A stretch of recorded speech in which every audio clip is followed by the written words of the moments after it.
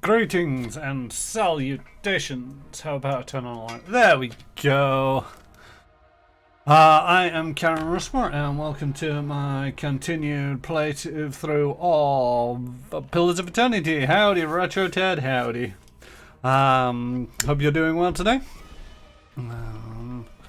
Retro Ted is one of the other streamers who have joined me in the formation and the founding of the Stumbled Inn. One of the innkeepers, as we like to say. Let's give them a shout out. There we go. Must remember to do these things. Ta-da! They were playing some Baldur's Gate 2. Yes? No, not yesterday.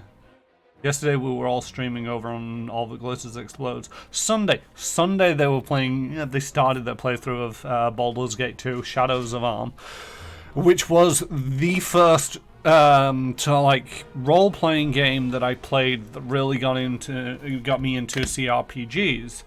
And that's a wrong content warning thing. So I need to just quickly nip to Nightbot and kick it up the arse and say, no, Nightbot, what are you doing? I'm trying to throw that onto another screen that doesn't actually exist. I've been working all day. I am tired. How you doing, Retro Ted? How is it going? Right, so if we change this timer over to this, and then I'm actually going to disable the custom command for the. Actually, no, I'm going to change the custom command. If you need to check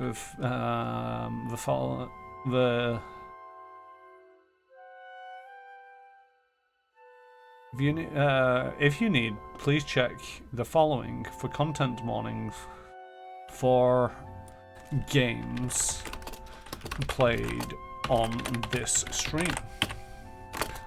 Some have themes that may be upsetting to some viewers. Please watch responsibly. There we go, and then I'm just going to remove that, place that in there, and away we go. Submit. Change that command. It's a permanent command. Same stuff, different day as usual. Yeah, I feel you there. There we go. So I'm not playing Aliens now. I'm not playing Alien Isolation today. I am playing Pillars of Eternity. And if you type in CW, hey J Station, how's it going? It's, it points you to the website that I use for referral for these things. It does the dog guy, which lists a lot of different media, a lot of different video games, movies, TV series, etc., which give warnings for content just in case there's anything that you're not particularly fond of seeing in your entertainment, which is more than acceptable. There are some things that I do not believe should be doing anywhere near entertainment. It should strictly remain in context and never for entertainment. So, I'm lucky that it doesn't really faze me excessively when it comes up. I can just change the stream and move on. But if you do have any triggers that you feel you don't want to be dealing with, I do recommend checking doesthedogdie.com. And there's no hurry to find them. They'll be around forever. Yes, and I will be around forever, probably trying to find them. Where am I up to in Pillars of Eternity? Oh, by the way, hi J Station. I think I've already said that J Station was last seen playing Populous at the beginning. They are coming up to the last level of the original game.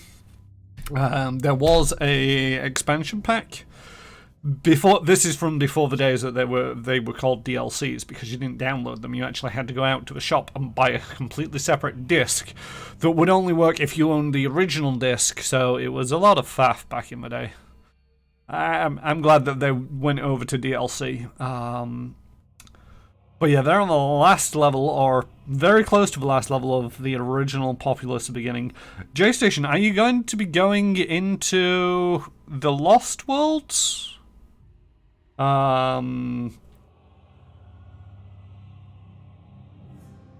Yeah, not likely to be going playing the DLC on stream. It's not all that streamer friendly a game. I mean, you say that it's not a stream friendly game, but you have got a number of viewers because you've been playing that game. I think to a certain degree people expect it when you're watching people play real-time strategies on the stream that the streamer is probably going to zone out at some stage and just focus on the game as opposed to the chat. But yeah, that's fair enough.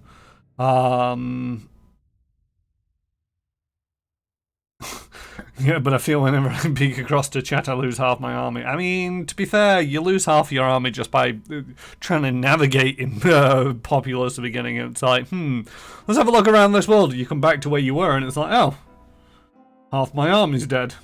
When did it happen? Yeah,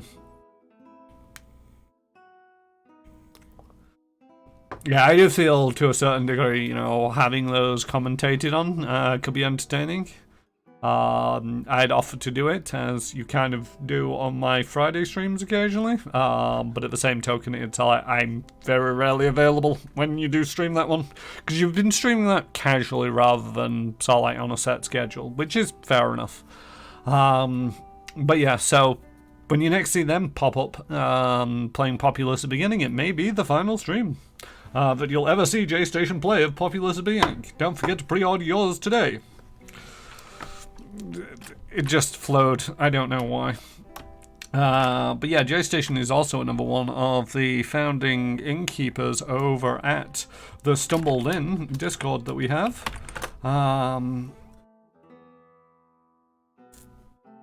Let's see if I can sort that out. I think to a certain degree, the whole idea of the commentator probably will be slightly better if it was a versus match, so online multiplayer, and also I feel that you would probably have to get it so that you don't hear what the commentator is saying, because otherwise it's like, I don't know. If it were a commentator, I don't think you should be able to hear what they're saying.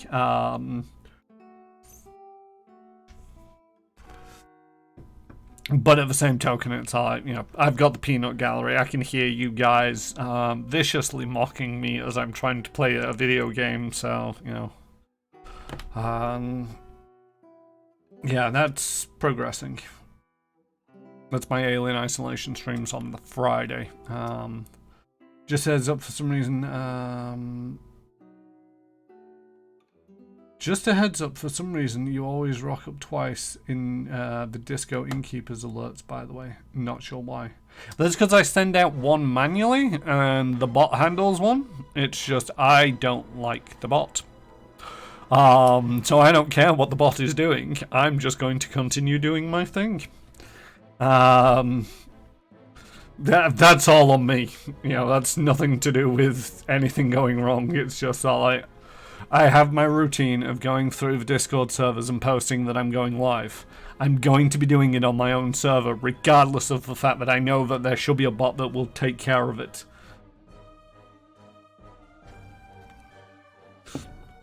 I think I get that reference. It's a Terminator joke in not trusting the machines, I think.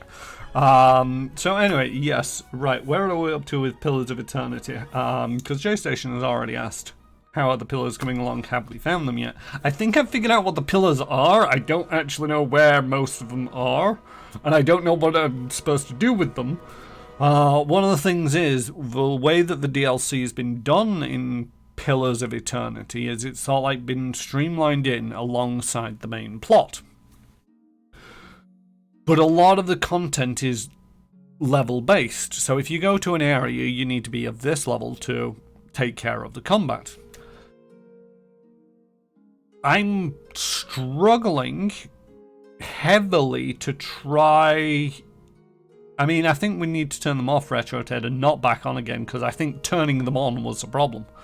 I've been struggling in some of the areas. Now, there's a couple of reasons why this might be. There's a supposedly near bottomless dungeon below my keep that I've never gone into. I feel that maybe that'll have a lot of XP rewards, but I don't want to be doing that too much, because just endlessly grinding through many levels of this dungeon. I think it's a lot of levels of this dungeon. I'm trying to remember. Because there's two. There was Pillars of Eternity and there was Pathfinder Kingmaker, that both got kickstarted roughly the same time, very similar games, and they all, both of them had this, I've forgotten the term, stretch goal. And in both of them, the stretch goal was to make this bottomless dungeon even lower. I did a lot of keep dungeon and never found myself underleveled after that. Yeah, that's the thing. It's like, I feel that it's expected that you do this bottomless dungeon, and that will help give you XP to see you through to the rest of the game. Not particularly interested in doing lots and lots and lots of combat for the sake of completing the game. I didn't do that when it came to Pathfinder Kingmaker. Pay funds to make bottomless dungeons lower sound like a solid premise for a scam. Yeah, I mean, it wasn't bottomless, but I'm trying to remember now. I'm gonna go look up the projects, because it was one of them where it was so like, I wasn't overly interested at the time for when it was so like, oh yeah, this is a thing that was going on. It's one of them. I've been backing some Kickstarter projects, and it's like, I do not recall some of these. I really should stop doing this. But we'll burn them bridges at a later point. Where's Pillars of Eternity? Pillars of Eternity. Project Eternity. Here we go. I say they came out roughly the same time. They were nowhere near. Campaign. Was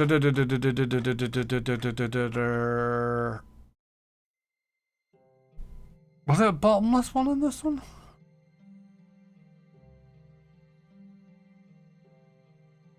Mega Dungeon Progress, The Endless Paths. And they only put in 13 levels of this dungeon, apparently. So it must be the other one that got ridiculously deep. But yeah, I can't remember what the criteria was. The Endless Path started with 3 subterranean levels, but can grow lower as you help for every 2,500 additional backers. So this wasn't based off how much it raised in terms of fund, it was how many individuals backed it. For every 2,500 backers, the depths of the dungeon will get 1 additional level. And he managed 13 levels, so that's 25,000 people backed Pillars of Eternity. So it's actually not as deep as I thought. So if I get stuck, I might be more tempted to go there. But I think over in Pathfinder Kingmaker, it got ridiculously deep, if I'm not mistaken, even potentially to the stage of procedurally generated deep, which means that it has the potential to go on even lower. I don't want the updates, I want the campaign, because I want to see.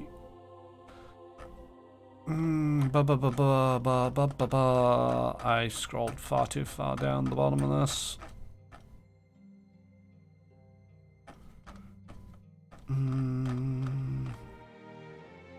There's a lot of bump in these things.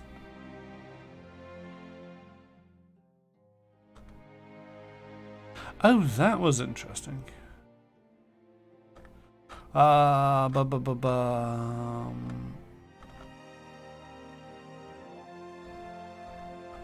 Kingdom, Your Kingdom, the story, the game world.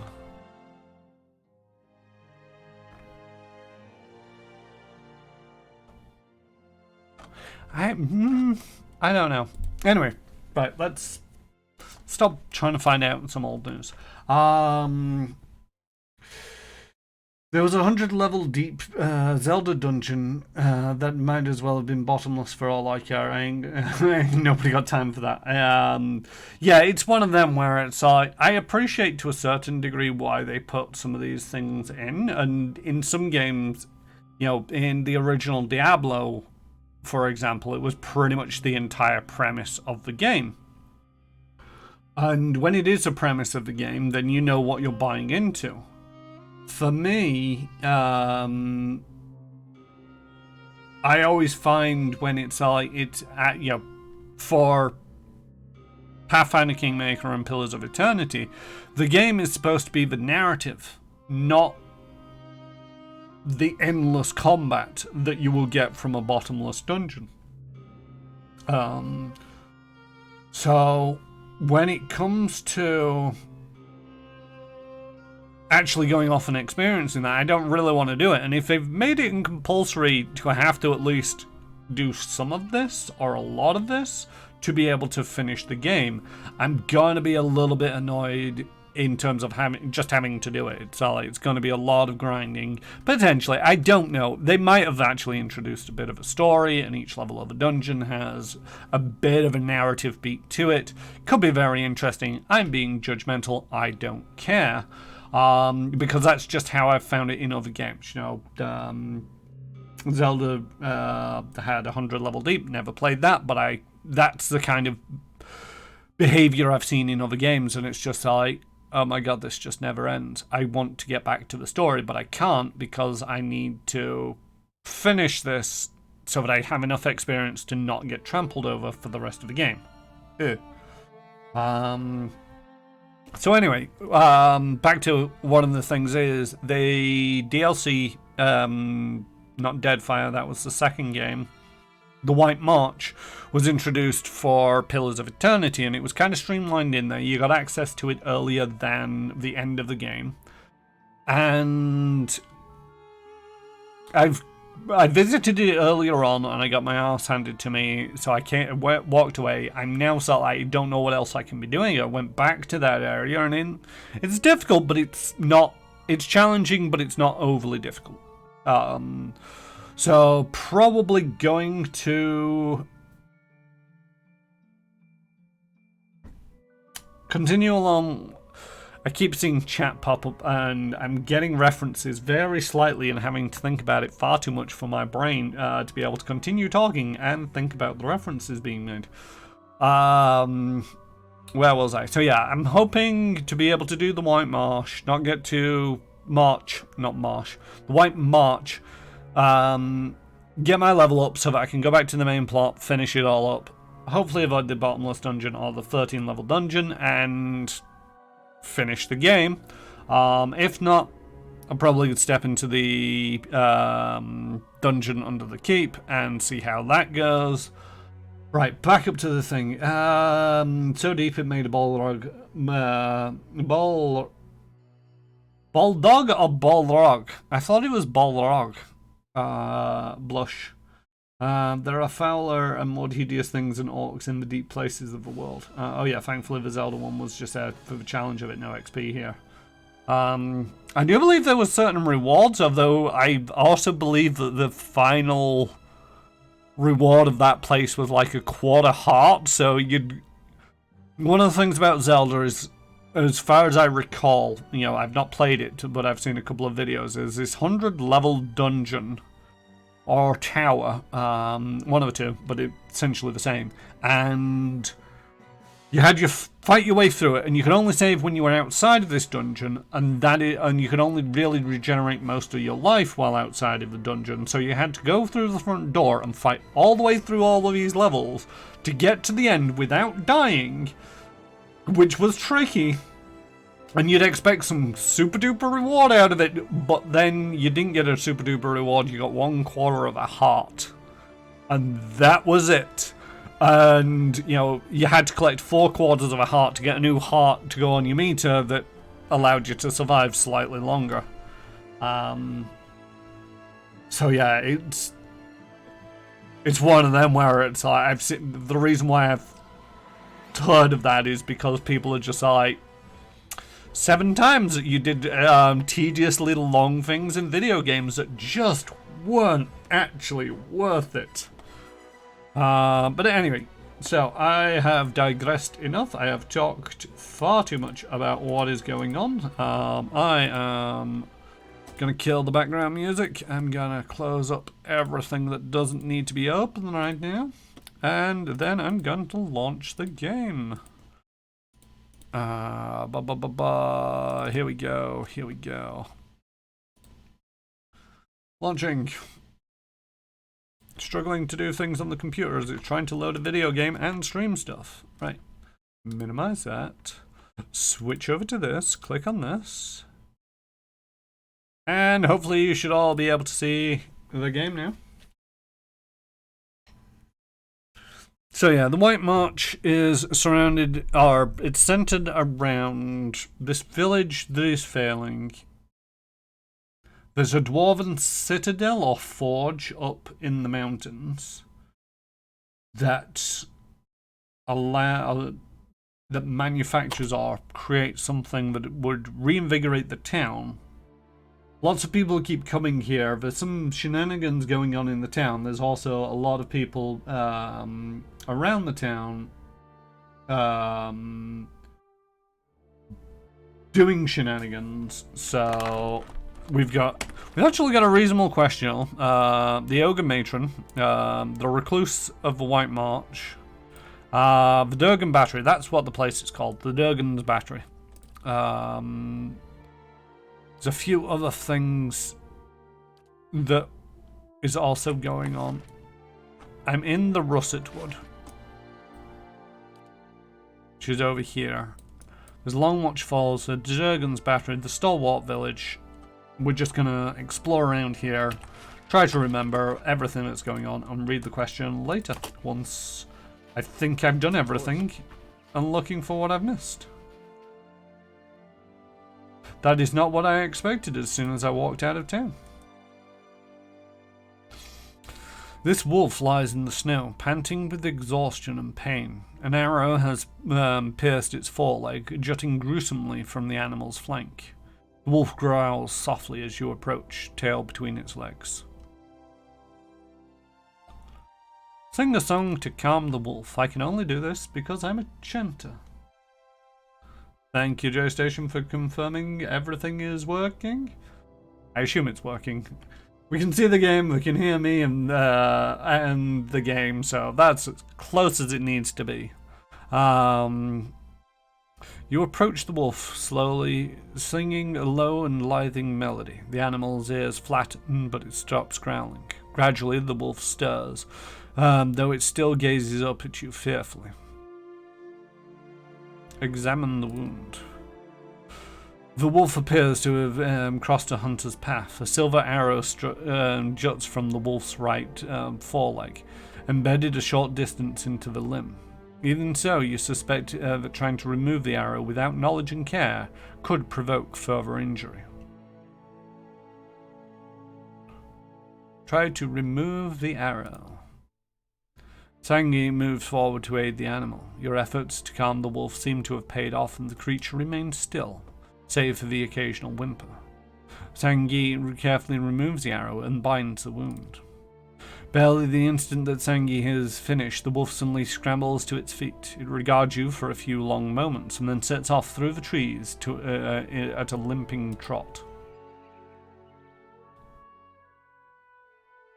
Can we please name the wolf Simon Cowell if we get a chance? Why would we name it Simon Cowell?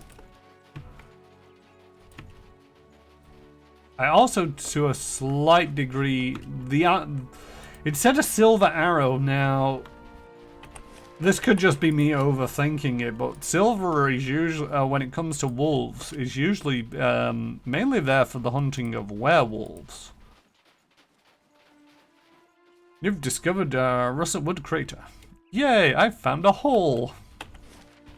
And it gave me XP.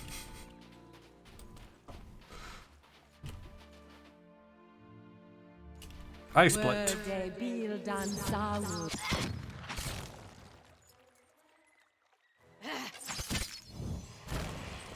Oh yeah, I took the Barbarian woman. She was slightly more entertaining than the other person. Greater Ice Blights.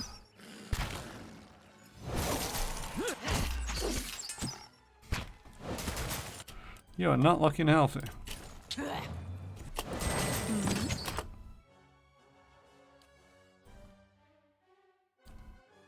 You are not looking healthy. Do that. What are your abilities? Barbaric Blow. Accuracy 60 once per encounter, deals massive damage. Barbaric Yell lets out a terrifying yell, frightening enemies in the area of effect. And Savage Defiance. The barbarian channels his or her own irrepressible determination, regenerating a large amount of endurance. I want a rest? Once per encounter. No, do that. Lead the way. Do the thing that may allow you to live.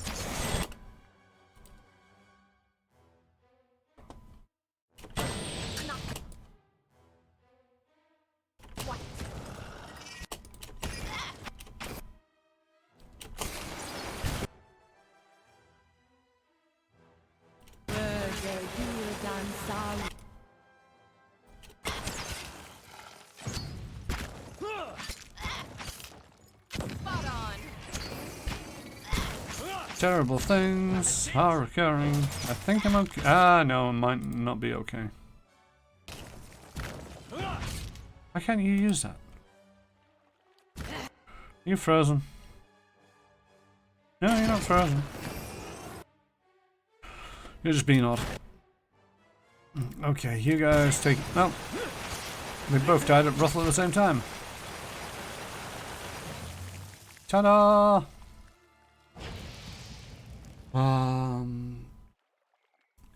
It's judging your songs with the risk of being brutally attacked if it doesn't go well. That's basically any interaction with Simon Cowell. Also, I'm changing my suggestion to Simon Howell.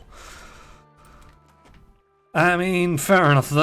If we come across the wolf again and we do get a chance to name it, we will name it Simon Howell. Despite my...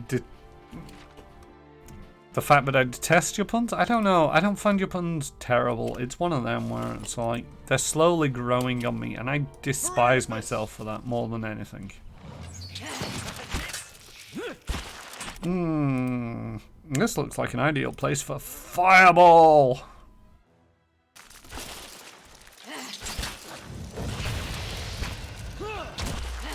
Ice doesn't like fire, right? Get a good shot with this.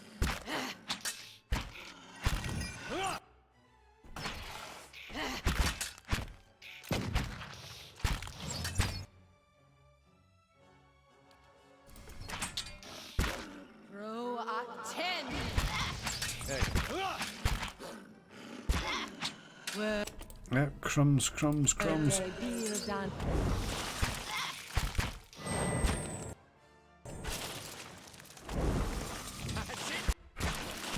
I summoned you people to do a thing. Don't just stand there. Do the things.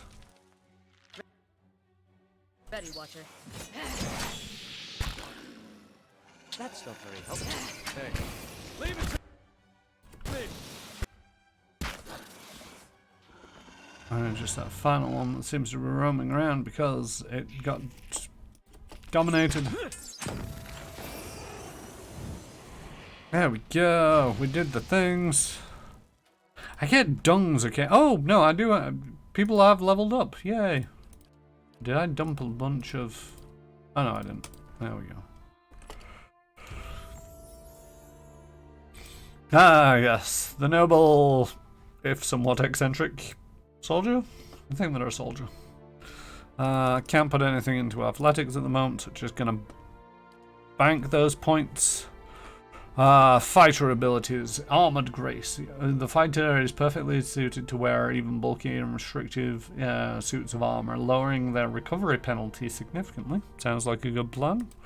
Unbending. I don't really want to go into more specializations. The fighter draws strength from his or her own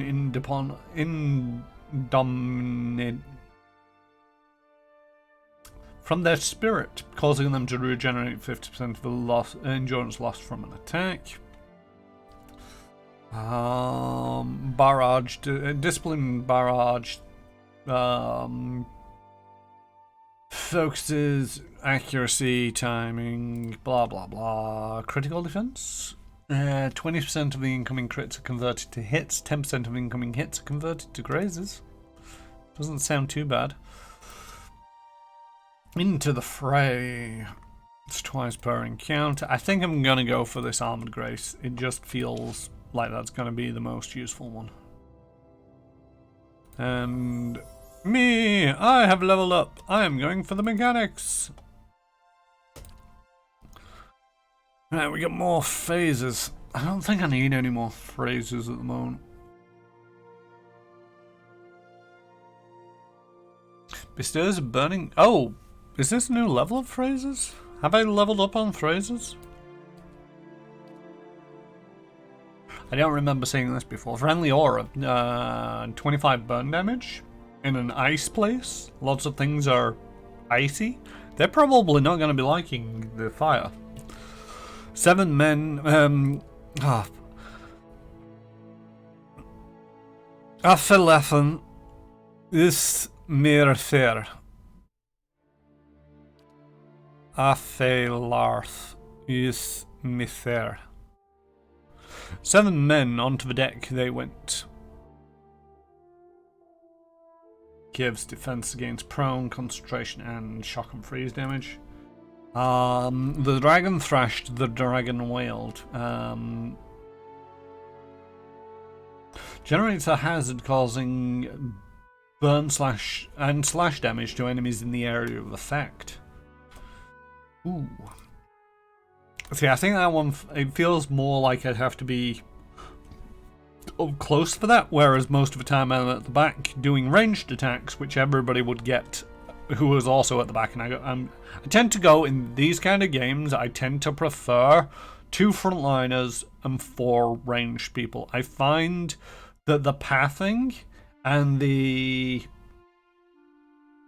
way that the PCs behave when they're all rushing to try and stab somebody, they just end up clustering and causing themselves more issues than if you've got 2 people running around and they can move in between the gaps because there's only 2 of them rushing around, and you got 4 people at the back firing into the melee. I find that tends to be the better ratio to go for.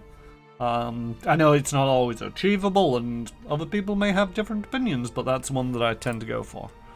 And the Silver Knight's shield broke both arrow and blade, which gives me deflection plus 10. I'm gonna go with a fire for now.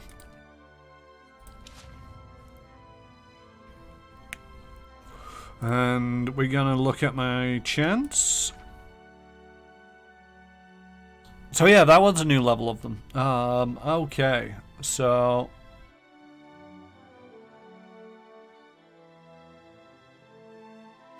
going to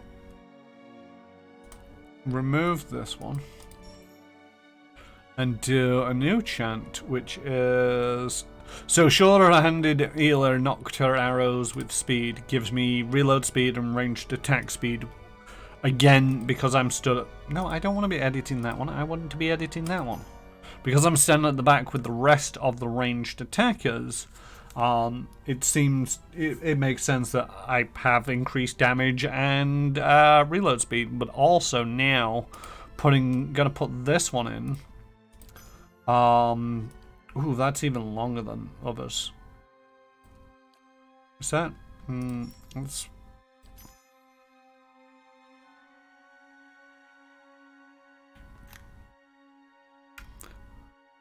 Yeah, with these 2, it was kind of useful because the chant goes on for so long, which is this darker green. area, and that's while the chant is essentially active. Then after it's finished, a new chant can start up, which then instantly becomes active. But when the first one, it also lingers. While it's lingering, it's this light green area, and what we've got here is it lines up perfectly that by the time that this one finishes, this one starts, but also this one lingers essentially for as long as this one is active, because it will just rotate between these two. It will, or this one will always be in effect. Now in theory what happens here, if I go back to editing this and put another one in, this one finishes barely going into this other chant. But the thing is, that was more, the fortitude and the will is a nice bonus to have, but the damage was better. This one, if I reverse these back, if I put in another one. No, don't edit that one, edit this one. What we can see here is this first one doesn't quite linger for long enough. So it ends by the time this one kicks in. And this one, so this is taking longer to chant than that lingers, which means that this isn't going to be a permanent effect. And also, this one, it is over way before this one is even finished. Never mind, so like, it's only this little bit here. So this is going to be mainly my fire and a bonus of speed. This one is my speed with the bonus of fortitude. So I'm just going to rename these because this is like fire and speed, and this one shall be speed and fortitude. Just so that I know the difference between the two when it comes to here, and I can click on. I can't do this outside of combat. Yes. I don't think. Oh no, I can do. There we go. Hey. We'll see how it goes. I can always switch back. We're doing okay. The barbarian's getting their arse handed to them. Which you kind of expect from a barbarian. I just realised, because I've sent the paladin away, I don't actually have that health heal, which was really useful. The min per Wigan. We got it. We got her. And bitter spirits.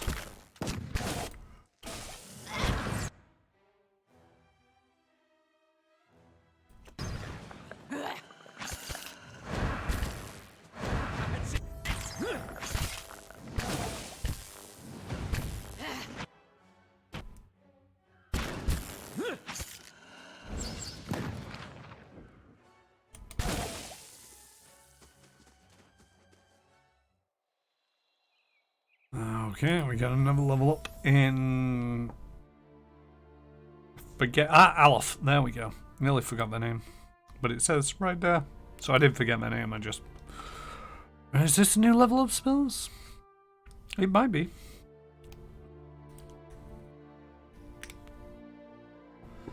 Transforms a single enemy kith enemy, Araman, dwarf, elf, godlike, human, or Orlan, into a pig. The pig is very poor defenses, but can move quickly. Oh, I get to choose two of these. Akimir's Wondrous Torment drains the target's resolve, intellect, and perception, creating two less powerful versions of the effect that jumps to nearby enemies when the first effect ends. Not bad. A Blast of Frost. Creates a bitter surge of ice and freezing cold air, inflicting freeze damage to anyone caught in the conical area of effect. Yeah. See, I tend to prefer the foe ones. Again, this is because of the melee people in. And again, this is another reason why I tend to prefer only having like two up front people. Because if you do need to throw in an AoE that doesn't help, you can usually get it to skirt around too if you've got an absolute clusterfuck of them in there, where you got one guy at the back going, I want to cast Fireball, and there's just 5 people in melee. It's like, I'm going to do more damage to my allies than my enemies. Probably shouldn't, but Fireball! No, please don't have that behavior, it's terrible. So, AoE unconscious for 8 seconds. Sitzel's Spirit Lance. Caster, summon weapon cells. Sitzel's Spirit Lance. See, this is the odd thing. Although, I say the odd thing, this is actually a piece of equipment, but in this summons, it actually tells me what it's summoning and gives me full details. When I'm summoning creatures, it doesn't tell me squat. So basically it just gives them a magical lance spike. Some reasonable damage. I mean, can I compare it to... Oh yeah, we've got the Shame or Glory up over here. So in this one, it's doing 1623 slashing piercing damage. But at range... Wait. You don't use the Shame or Glory. Where's the Shame... That is not the Shame or Glory. I want to know the stats for this thing, not the... I'm probably like one of the few people where it's like, oh yeah, that's interesting. Click on the compare, and that's not the weapon. What else do we have? Lingarf's Safeguard. Cast all defenses plus 10 damage reduction for 81 seconds. It's not bad.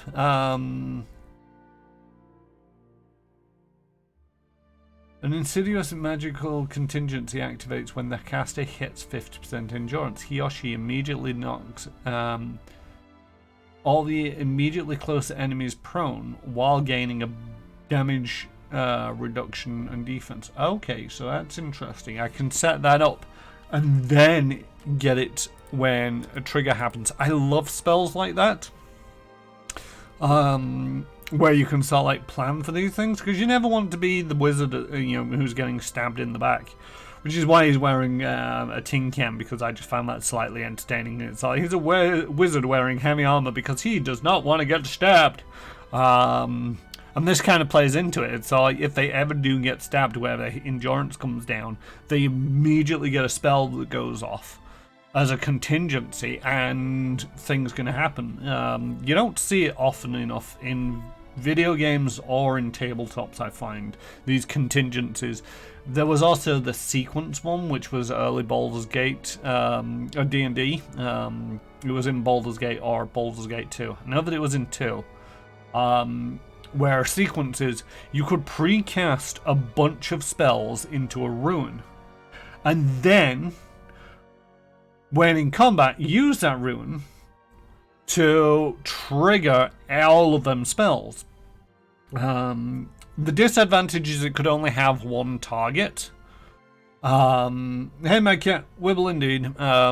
So you had to, if you wanted to load sort of like a mage armor and 3 magic missiles into this thing, you would cast off mage armor and magic missiles into the bad guy, or you would shoot yourself with magic missiles and then protect yourself with mage armor.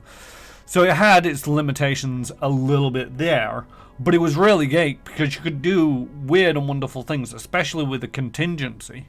I remember contingency casting fire immunity on myself, or fire resistance on myself, which stacked with the rest of the fire resistance from my armor, and then also cast fireball on myself whenever my health got so low, which was just great because you'd run into a room, you get stabbed up a little bit, and then as soon as it hit the trigger, you just immediately become immune to fire damage and blow up. Which was just great. Not so great for your allies around you, but if you're running into a room alone, chances are they're dead already. So I do like that one. I might keep that one. Malignant Cloud. Cloud. How's everybody doing this evening? I'm doing alright, my cat. Bit tired. Mainly tired. I gotta be doing some cooking later as well, which I'm not looking forward to. Hopefully it shouldn't be too bad. It's sticky. It's quick and sticky beef. Don't ask what's making it sticky. I can't remember. So what did this do? Crumbs.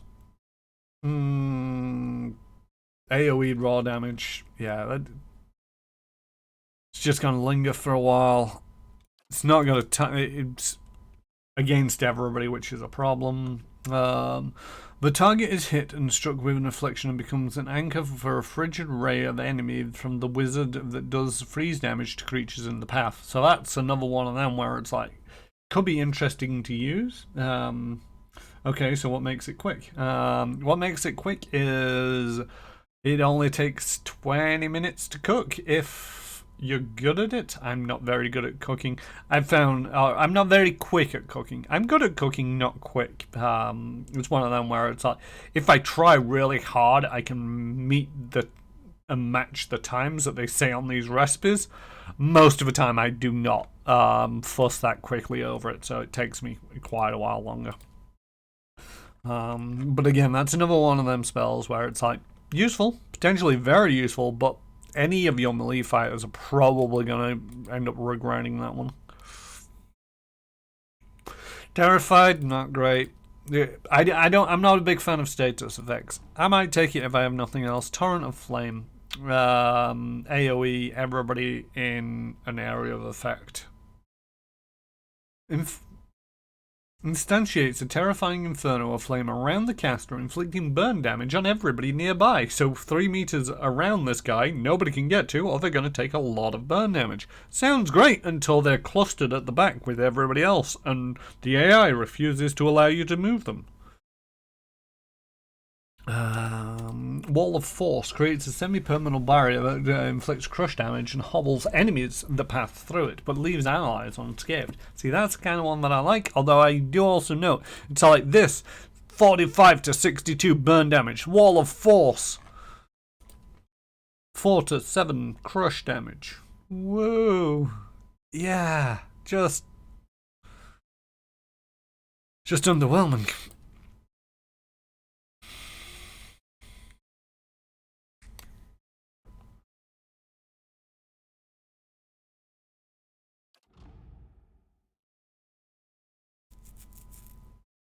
I think I'm actually going to go for this status one. I know that I've just said that I'm not a big fan of it, but I don't have many of them and I don't use them very often. So let's have one and see how it goes. But we do have the safeguard, which is going to be nice. The emanating terror is going to be okay. Spell mastery. Oh, mastering this spell allows a free use of that spell once per encounter. Wizards' master spells do not need to be in their grimoire in order to gain the free use. Ooh.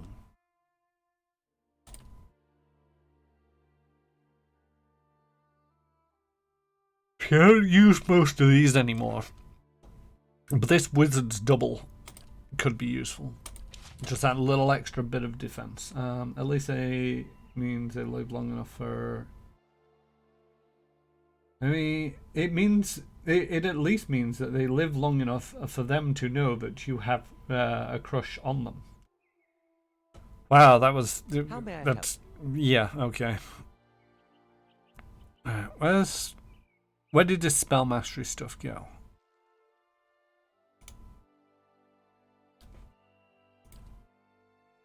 Is that automatically gonna happen? I don't.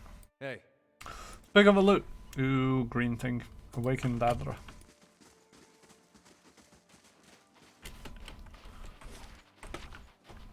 You get your 5th level? You do get your 5th level.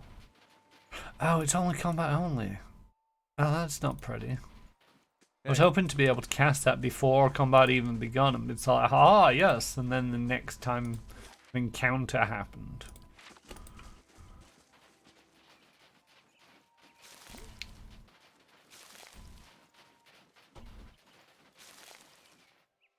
Oh, missed that over there. Missed that there as well. Come on, people. Think.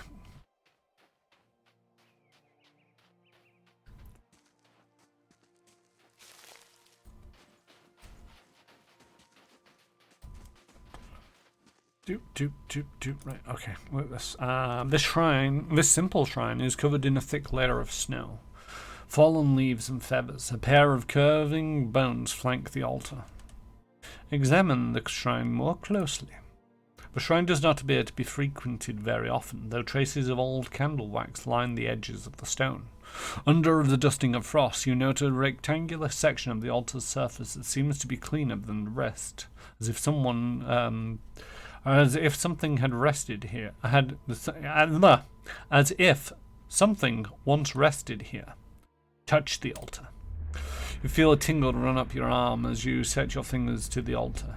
In the instants after, the wind seems to die down, the sound of the wilderness growing muted behind to your hearing. Then you hear a sudden low growl, quickly joined by more. A vision strikes you like a sudden memory, though it is unbound by time or place. Within a sea of darkness, you see a great beast, formless save for its gleaming fangs. It growls and snaps with increasing desperation and savagery, and for a moment you feel it rage as your own, a possessive fury that tears at you. Something has been taken, your territory threatened, and the price for it will be blood. The vision fades as swiftly as it came. The altar stands silent and still. The air fills again with the occasional trill of birdsong.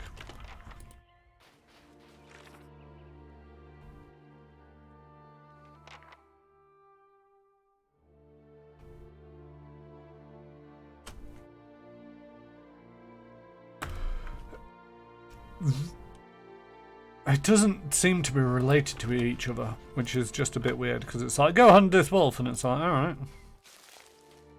Ooh, I found another landmark, a landslide, and a pair of legs, and a pair of boots.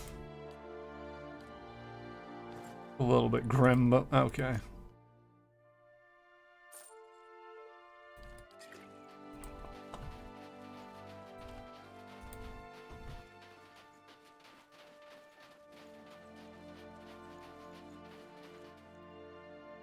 Crag Ogre. A group of elves stand in a scattered ring around an ogre, but they do not appear to be engaged in battle. The ogre is bound with rope, and one of the elves tugs harshly on the line tied around the ogre's neck. This is pointless, beast. You won't get anywhere being stubborn. The ogre only snorts angrily and pulls back on the rope. Two other elves prod him somewhat timidly with their poleaxes. The ogre does not budge. So, not checking to see if the owner of the legs is alive. You're just going to nick their boots. Harsh.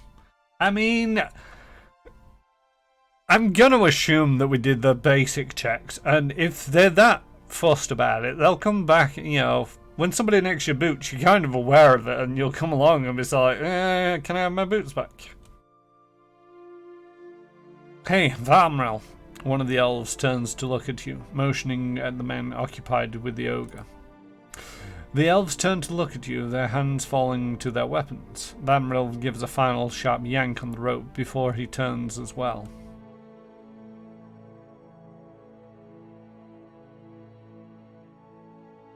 You're a long way from home. Oh, we'll be further from it still tomorrow. Just picking up some help along the way. He looks up at the ogre. What are you doing to that ogre? This creature will accompany to the Westhrad. We've had some trouble on the roads, but having an ogre along should put an end to it. I purchased him from some slave hunters not far from here. Looking to recoup some of their expenses, I expect. He grunts, not sure if he's worth quite so much coin. Yeah, not a big fan of slaves. Or, not a big fan of slavers. Not a big fan of slavery. That's the word that I probably should have went for, rather than I'm not a big fan of slaves. Got nothing against slaves. They shouldn't be put in that position.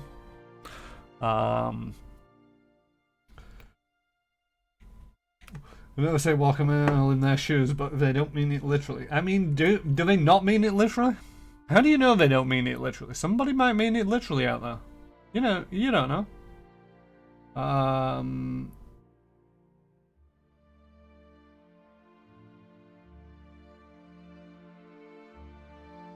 Nobody wants it. So, punch the nearest elf. You hit him with a solid punch at the elf's face, but the blow only sends her stumbling backwards a few steps. We're under attack! She draws her blade and the other elves turn towards you.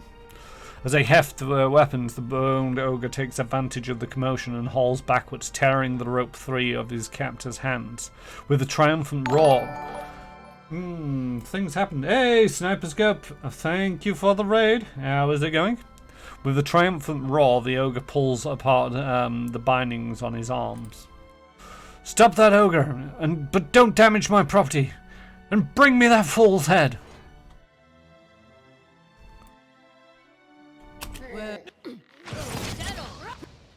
I mean, they don't appear to be on my side. This ogre. I've just helped set them free.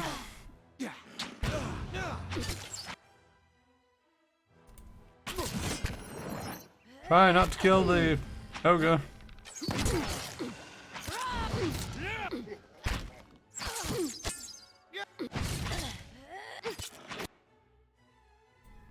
Turn everything else into me chunks. Can somebody do a shout out for Sniper Scope?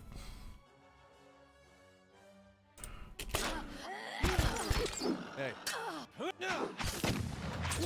Leave it to me. Can we not attack the Crag Ogre?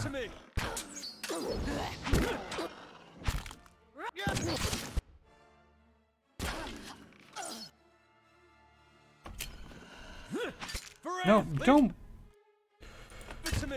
How much do I have to say? Don't. Oh, well, the ogre's dead.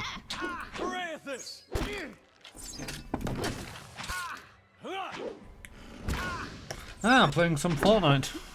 Never actually played the game. It's one of them where it's like, I don't mind a bit of Battle Royale, but it's one of them where it's like, it's not a genre that I really get into much.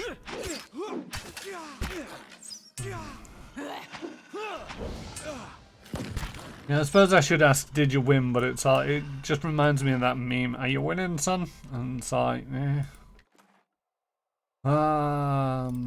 we got some interesting stuff here. We got a fine weapons. Not much interest there. Some fine plate armor. Might be nice. And some coins. Let's bank all of that. And then the rest of it.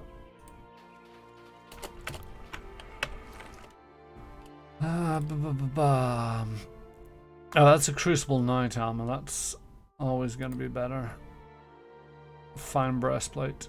It's only medium that I'm decking them out in. Yes, speed's not that much of a difference, but it is.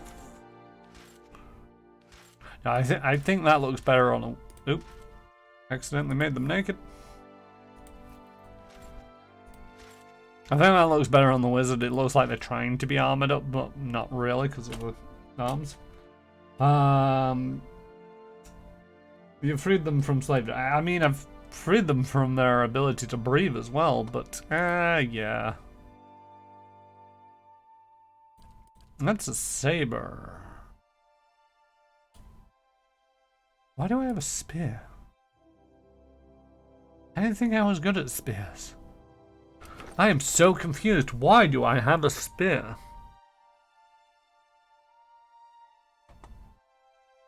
Ruffian. Saber, stiletto, club, pistol, or blunderbuss. Most of them are surrounded by... Do you have saber as your... Oh, you don't actually have a weapon. Type. Oh, bring back up the inventory. How does this compare to shame and glory? Or glory. We've got Bittercut. This saber belonged to the first mate of the Hangman's Bounty, a notorious pirate ship that roamed the Deadfire archipelago 3 centuries ago. Legend has it that the crew seized a slave galley and, after killing the masters, decided to sell the slaves at the next port. One of the slaves, an elderly man with a scarred face and bleary black eyes, came forward and demanded that he and his fellows be set free. The pirates laughed and refused him, but the old slave persisted. He warned them of the terrible plagues and punishments awaiting them if they still yet refused. When he raised his voice in anger, the first mate drew his saber and ran him through. Putrid green bile poured from the wound, running upward along the sword while the sailor watched in horror. The corruption spread from the dying slave's chest to the first mate's saber and arm, filling her veins with venom and her flesh with squirming maggots. The rest of the crew drove the ship aground, fled, leaving slaves to flee and the first mate to rot next to her tainted blade. So we got one better damage. It's slashing and pierce, where it is corrode and slashing. Plus 20% damage. Grants infestation of maggots once per rest. 10 damage per percent. For AoE, 10 points of damage per percent of endurance lost over 20 seconds. That's confusing. Yeah. Monret, I do love lore on weapons. It's one of my favorite things in any game that's like this. For me, it really sort of like started off in the Baldur's Gate series, where it's like you come across some things, and some of them, will just be throwaway lines, but others where it's like, okay, it's interesting, and it doesn't really do much for the game other than make it an interesting weapon. File of Thorns. AoE 26 to 38 pierce damage, accuracy to plus 10 versus deflection. If successful, sickened for 10 seconds. Accuracy versus fortitude. See, Shame and Glory has a lot of accuracy bonus. So we got plus 10 accuracy when below 50 endurance, plus 20% damage while endurance below 50%, as well as plus 10 accuracy granted to an ally attacking the same enemy. But this one sounds so much cooler. Who else is up front? You're up front, although you're using... Oh no, you're using 2 weapons. Do you have... I mean, they could just use the club. Oh, no, wrong button. Here we go. Do you have a weapon focus? Weapon focus knight. Battle axe, sword, morning star, and crossbow. Well, this is a sword. And this is a saber. So you take the saber and you take the sword. And there we go. We've got all weapons in play now. Let's give you some boots of speed. Still don't know why you got a spear. You could possibly have done with the saber, but it'd be right. You never use it anyway. I like it.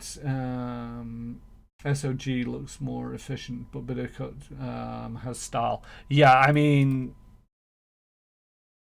Shame of Glory does have the bonuses, but I'm happy with this. So like just switching it around, so the sabers on somebody who actually does better with a saber as well. Oh no, they don't. They don't do better with a saber.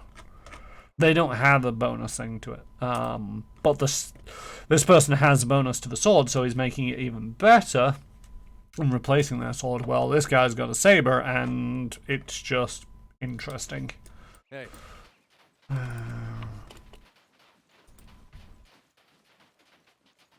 Let's talk to a bush. Tufts of grey fur are snagged in the bramble. Alright. There's a weird little thing. Teeth marks upon the ear bones suggest a large predator. The hunter's favor. Hunt down the wolf.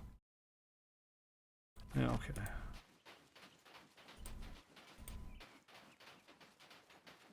Well, we got more slave tracker people.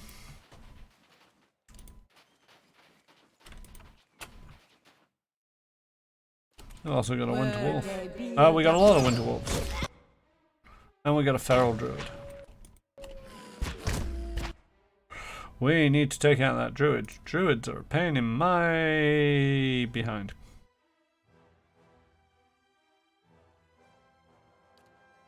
We're going to ignite your soul. We're going to bombard you with that. We're going to sing at you. And we're also going to stab you with arrows. Your thoughts must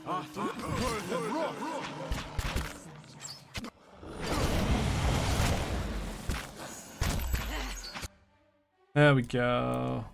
The feral druid is taken care of. Spellcasters are always a pain in the ass. Take care of them first. So how are you doing, Monrat? Of course. And thank you for joining the stream again. Fine, hunting bow.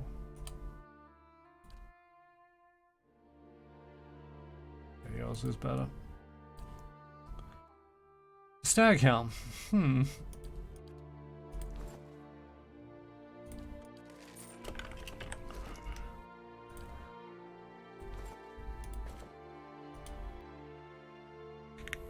Athletics, dexterity, and immune against stuck. I'd already have a stag helm. Let's give it to the other frontliner.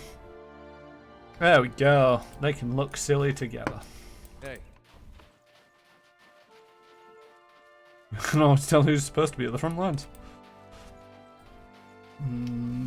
I'm okay, just got to Defiance Bay in the game, though I have some things unfinished like Rhetoric. Yeah, I mean, this is one of the things where it's like, not sure how much of the streams you've been catching, but it's one of these where it's like, can't turn off unfinished quests, but you don't lose access to these areas. And these are all the quests that I've got outstanding. And before coming to this, I'm currently going through the White March. It was like, which one of these can I actually do at my level? And there was none of them that I could find. There's potentially the place below the keep that might be possible, but I didn't feel like doing that. It's just one of them where it's like, there's a lot of giving you quests but not giving you much guidance, which I'm not a big fan on the accessibility side of things. I just feel that something as simple as a suggested level with the quests or color coding, you know, gray, green, gray, white, green, that kind of thing just really does help on knowing what you're supposed to be doing next that's of your level. So it's more, it's a little bit guided and you don't have to pay attention to it. That's one of the beautiful things about open worlds, where it's like, if you want a really difficult challenge, you can look at something that is orange, not red, and it's like, that's going to be a difficult fight. I'm going to go off and do that and enjoy the challenge. But there's nothing. Which is just a little bit frustrating for me when it's like, what am I supposed to be doing next? I don't know. And you have to run around all these different places and you go in and it's like, no, I just got murdered there, go here. No, just got murdered there, go here. Okay, I didn't get murdered quite straight away. Can I actually do this? Was I just unlucky? And you try going in again and get murdered straight away, and it's like, nope, I got lucky the first time that I didn't get murdered. Okay, where else can I go? And you just spend so much time going here, there, and everywhere to finally find a place, and then everything fits into place, and you're doing okay again. I just don't feel like that exploration and frustration for me is what makes a game. I know to a certain degree, you've got the whole immersive and realistic aspect of these things where it's like, nobody's going to tell you how difficult something is in real life. If you want to do these things in real life, you've just got to go with your gut and try your best. And it's like, yes, but in real life, I don't get to reload if I die. If somebody comes at me with a sword, it's going to be like, no, I'm leaving. I'm not even going to see whether I can do this or not. I'm just going to leave. I play video games to get away from real life. The cracked wooden... I'm ranting, and I'm very talkative today, which is kind of good if I'm a streamer, but also it's one of them that my brain is just going all over the show. So bear with me as I ramble. This cracked wooden staff is nearly buried beneath the frost and snow. To your senses, the gathering essence shines like a beacon. Examine the area. This camp is long abandoned, and what remains is buried beneath layers of ice and snow. The staff seems to be the sole item of note. Touch the staff.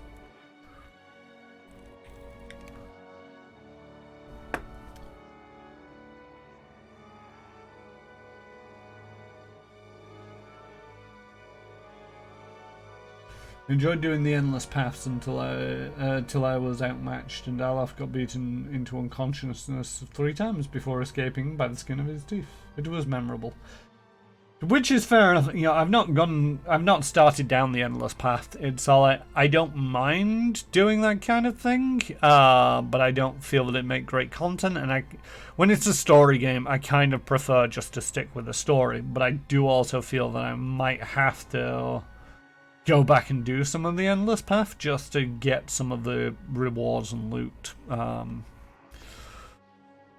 You reach out with your watcher's senses. You feel this drifting soul surge forward as if eager to be heard. A feeling of fear and urgency ripples through you, here across a distance spanning by time and identity. You know only that you are out of time.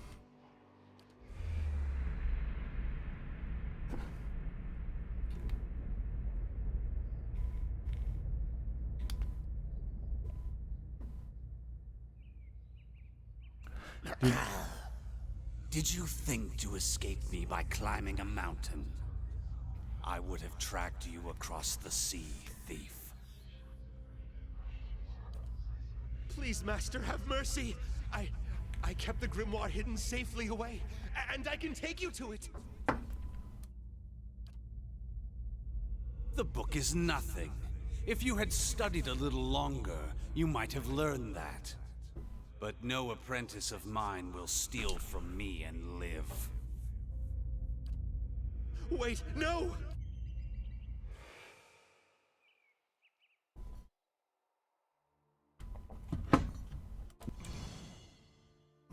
Nice and quiet. This yellowed piece of parchment shows a rough drawing of a cluster of trees, but little else. It could be anywhere in the White Marsh. I keep saying marsh, and it's March. I have to overpronounce my R's so that I can get into this ch. The White March.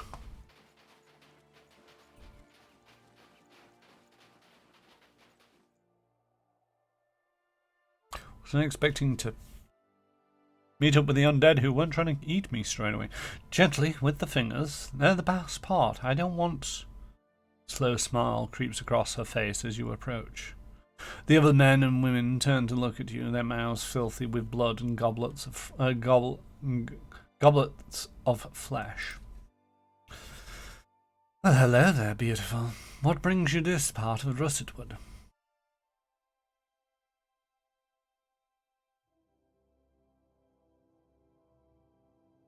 Why don't you tell me what brings you? I'm looking for the ogre matron.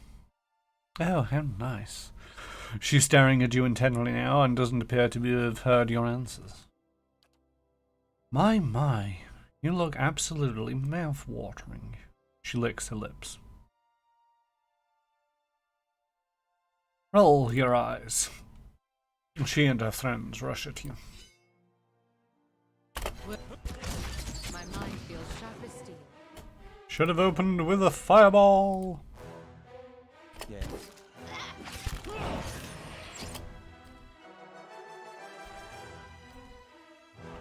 Oh, you're charmed. Oh, great stuff.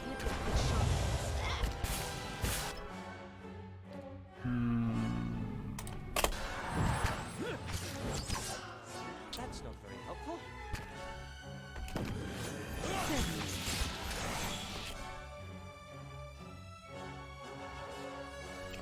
Where they build. Can't tell who everybody's trying to murder. Let's focus down on this and murder them one at once.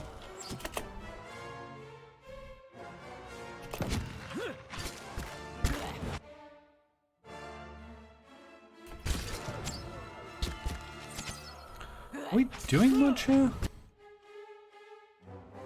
I mean, you're not looking healthy. I really should be paying attention to these people slightly more.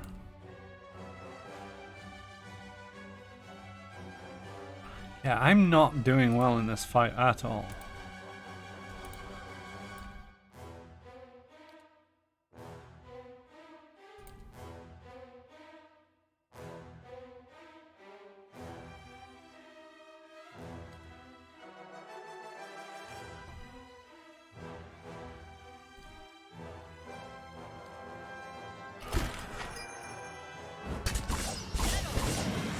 Why are you running over there? I want you to stab the guy, not read about whatever's going on over here.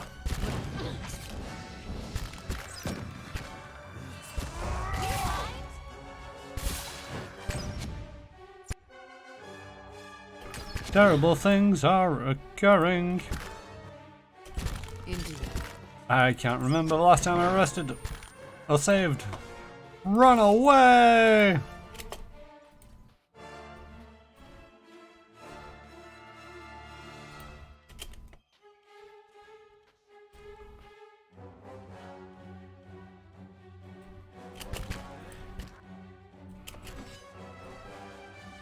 Ready. Watcher. Oh, run away. Run away.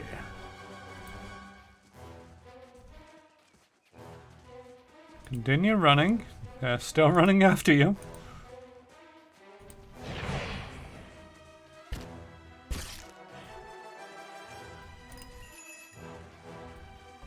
Oh, this is bad, this is bad, this is bad. So this is where the last of the circles went after the last session. I mean, pretty much. Could you stop chasing after me? It would be much appreciated.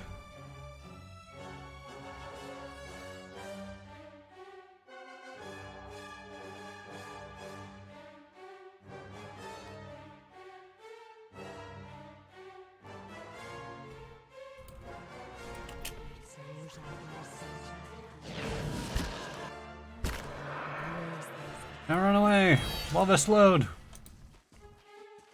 Okay, that's one of them we got rid of.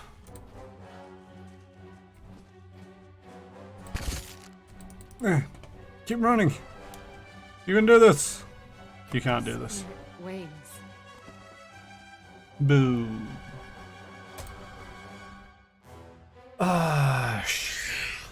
Right. Half uncovered the map and had not saved it once.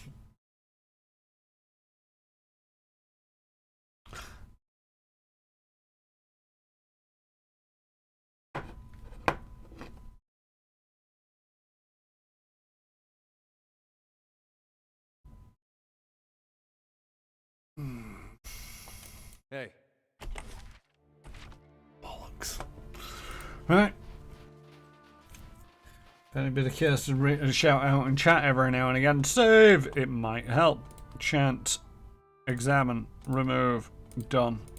Move along. Save. Is that saving? There we go.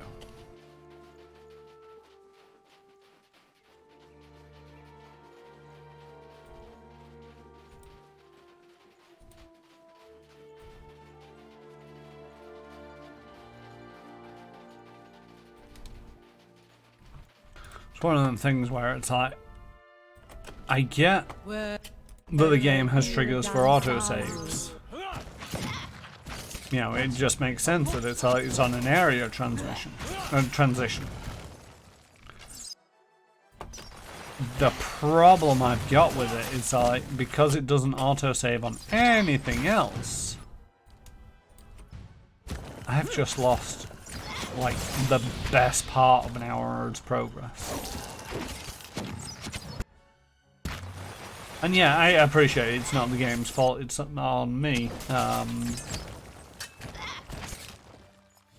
You know, I know what the game's mechanic is. It saves when the areas transition.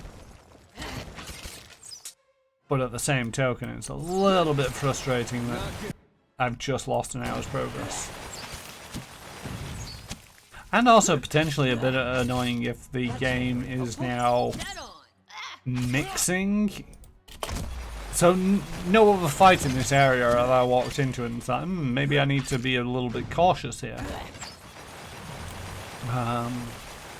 You know, I should be a bit cautious walking into any fight, but at the same token, you get to a certain point where it's like, I'll be fine in this area.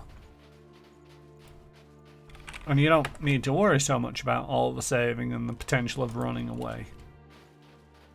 But I suppose what's potentially happened is that they've decided to mix in some difficulties because there's only going to be so many areas to the DLC.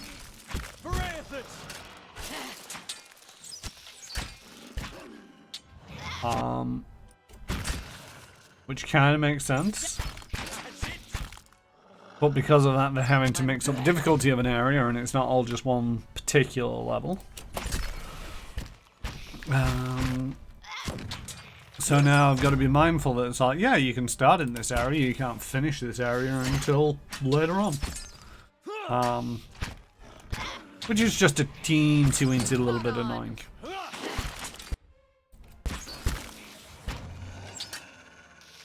That's not very helpful.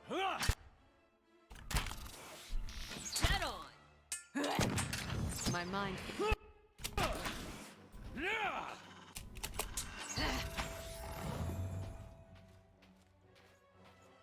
We've also now got the fact that everybody's gonna start leveling up again. Next, Armored Grace, next, done. Didn't need to change anything on them when they leveled up. Mechanics next. Fire one next, done. Did need to change a chant. So click this, and we want fire and speed. And close that. Click on that. Did I save that? Yes, I did. Okay, great stuff. Right. That's them sorted out for the moment.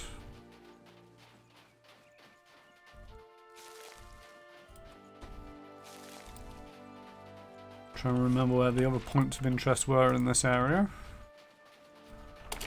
Save, because we've just had a combat.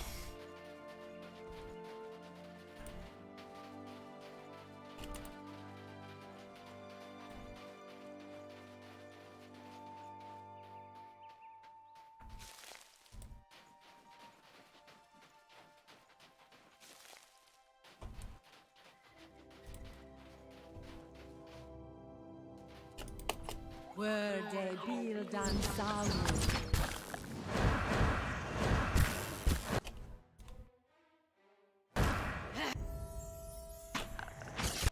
Think somebody else has just leveled up.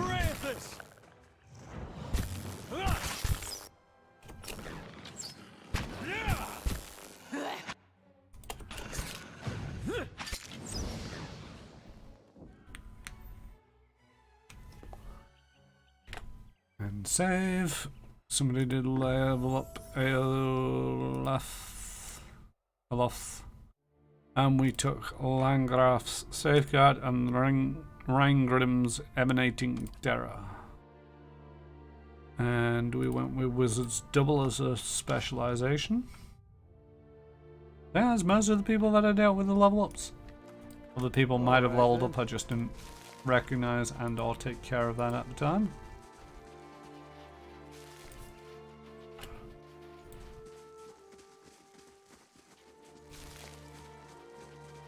We're now going to be saving excessively.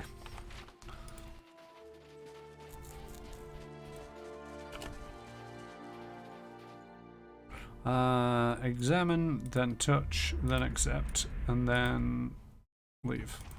Updates quest.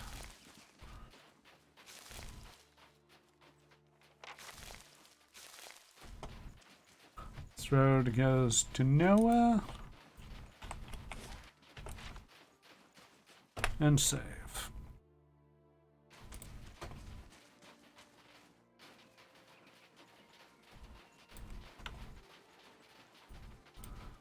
Landslide, grab the man's boots. I just dumped all of that in the chest. Didn't want to do that with the boots. The boots can go on you.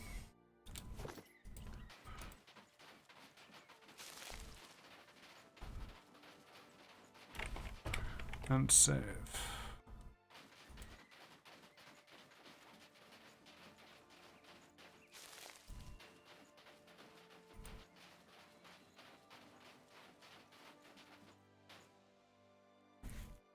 Wonder if there's any way that I can get the Ogre.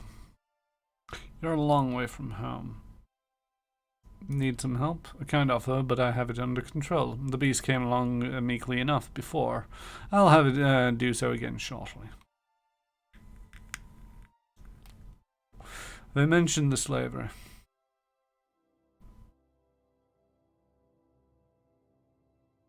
What are you doing to that ogre? There we go. Purchased the ogre. No. Don't agree with that. Punch the elf. Can't get a good shot at this. Helpful?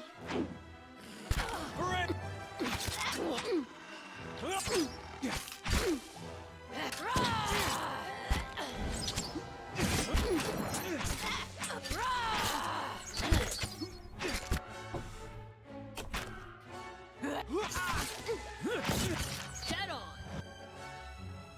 Dead on.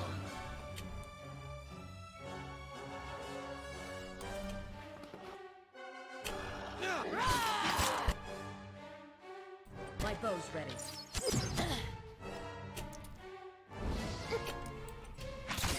That's it.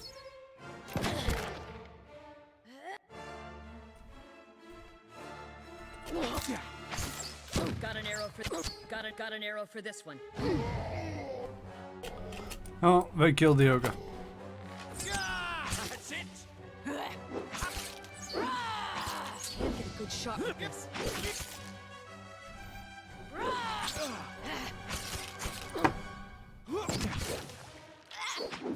Throw up 10.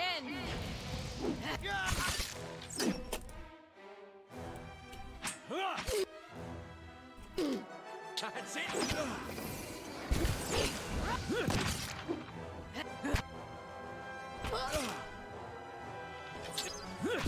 Oh.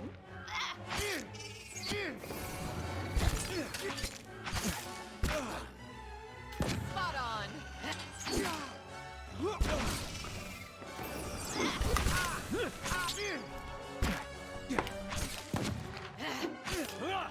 Doop doop doop. There we go. Everybody focus on that guy.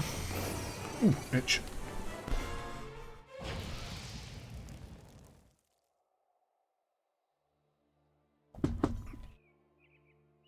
All right then. And loot the bodies. We mainly want to keep this aside, and I do believe that was it. So to the stash with everything else. Bring this out, give you that, and then give you that, and then put that into the stash. Hey. And wait until I'm finished healing. Done. Save. Right. Of course. Let's try taking a more northerly route for the moment, just to kind of sneak. Oh, hello. Didn't trigger this before. I mean, I wasn't walking towards the frozen pond, but as you walk towards the frozen pond, a figure appears through the mist, kneeling down next to a hole in the ice. The figure picks up a large chest and throws it into the water without hesitation. The figure looks around. You glimpse a face you've seen before. Quetzalcoatl, one of Lafta's acolytes, pulling a hood over his head and throws a leather bag over his shoulder. Without looking back, he walks away in the direction of Stalwart Village.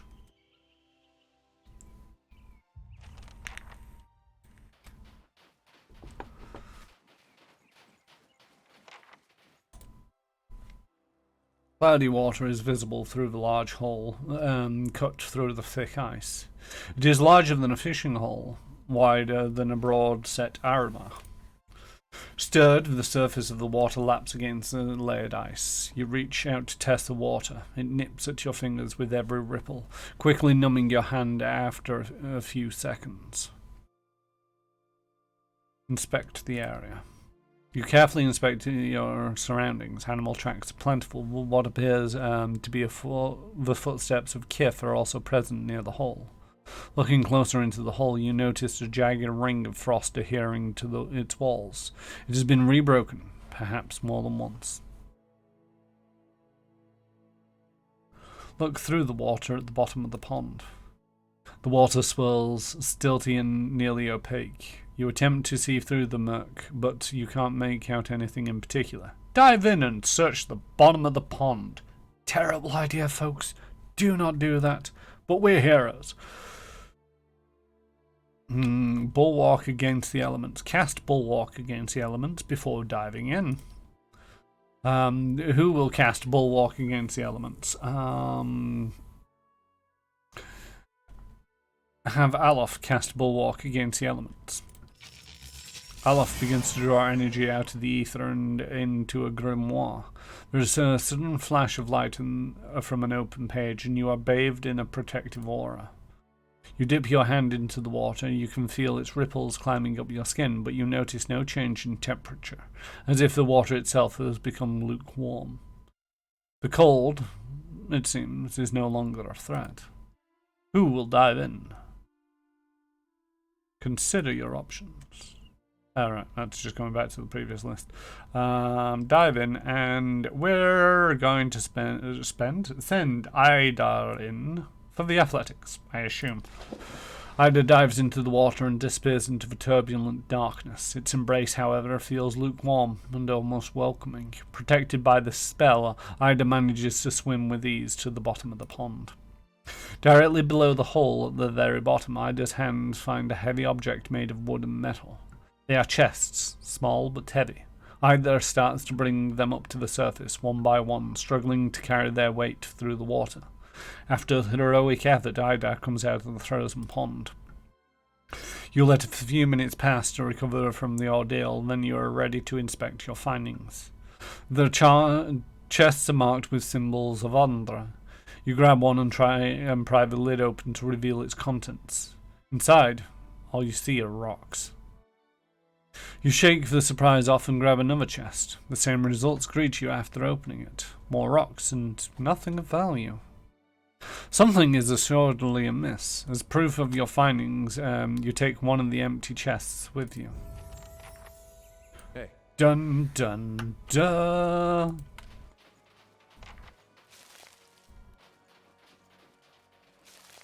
Oh, Sangi is ready to level up. Did not notice that was happening. Stealth and survival are neither good. To go up swift aim. Nope. Defensive bond stalker's link. Plus 10 accuracy when attacking the same.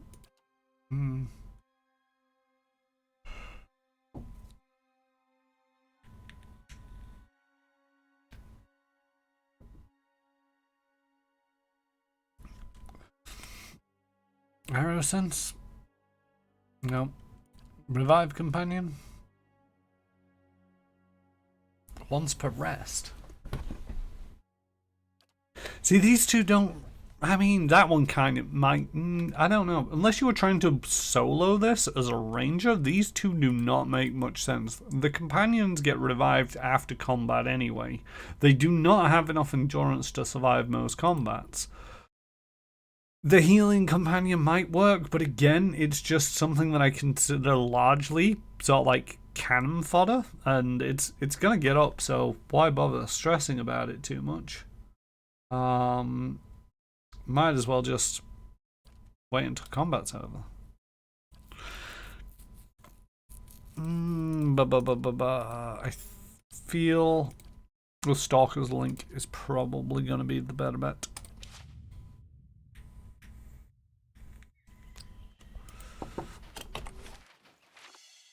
Nope. What have we here?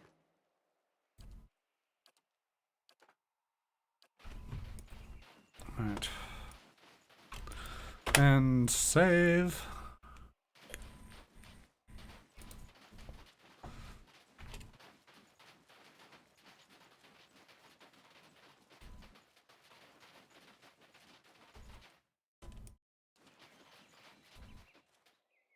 To whispers and shadows. Oh, Greyjaw.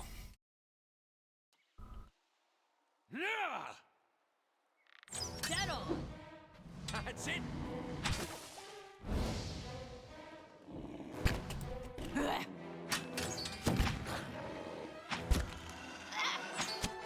He's just throwing around poor Ida. Then we keep dominating it.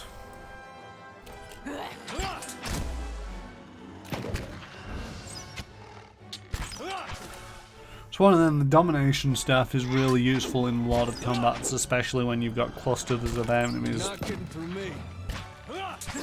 But in some occasions like this, where it's like, it's the only thing in the combat, it's like, ah yes, you're dominated right now, we're just going to wait until that wears off, because That's not very helpful. there's not much else to fight.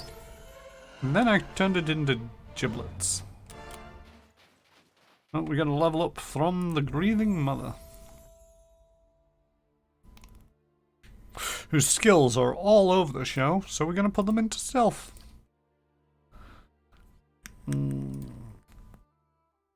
Imprints an insidious and powerful compulsion to obey the cipher across all enemies in the area of effect, dominating the target and charming all others. A charmed target fights on behalf of the enemy at reduced capacity. Speed, accuracy, and all defenses are reduced by 25. Charmed is exclusive, meaning a character can only have one charmed affliction at a time. A newer one will dispel an older one present. A dominated target is subservient to the will of its enemy and will use everything at their disposal to fight its former teammates. Overrides charmed. Dominated is exclusive, meaning only one can have blah blah blah. I mean, that's an interesting one. Borrowed instinct ransacks an enemy's intelligence and perception for energy, causing damage to those enemy attributes while boosting the cipher's defenses and accuracy. Not bad. Detonate. Splinters a target's soul with sheer force, inflicting raw damage to them. Targets with low endurance explode, causing crush damage to all in the area of effect. I love that one. Tactical meld connects the mind of a cipher to an ally to gain that ally's knowledge of his or her enemy, bestowing an attack upon the cipher. An attack bonus upon the cipher towards the enemy the ally is attacking. That's far too circumstantial. I'm gonna go with Detonate and Ringleader. Detonate should just be hilarious.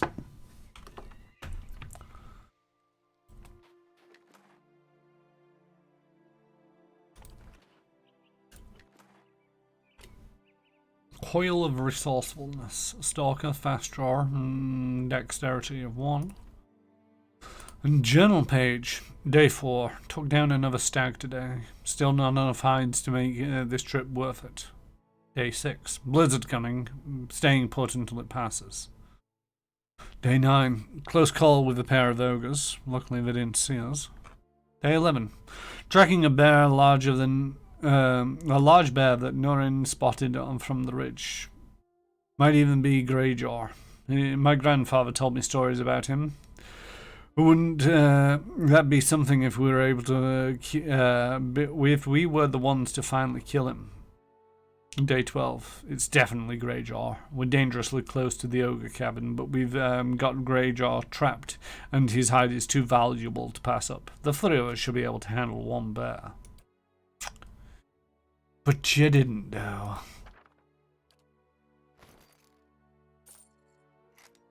Oh no, didn't want to put that. Oh, just grab everything else, put it in there.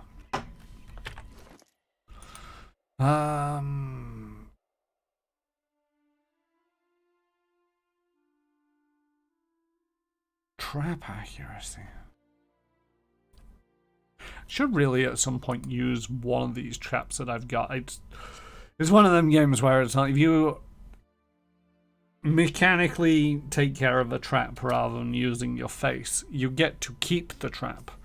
And it's like, I've got all these traps, and there might even be some more in here, I don't know.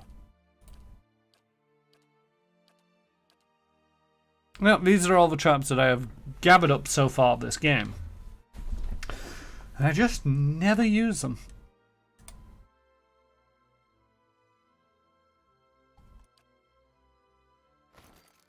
What's that?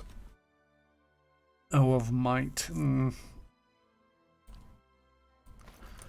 Put the belt on you. It might not be great, but the fast draw will help, and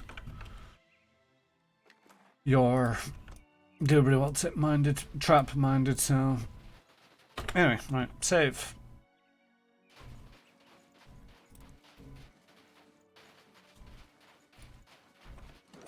Who hasn't leveled up to 9?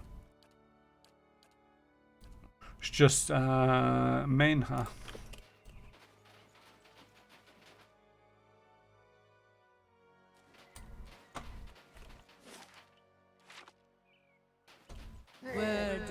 You're not getting Oh. Don't think we're going to be diplomatically approaching the ogres. You're not getting through me. Seem very insistent on trying to kill us.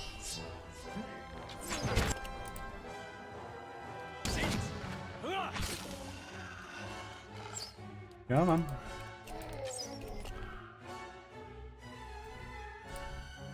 Lead the way. Fitting it. Just dead on.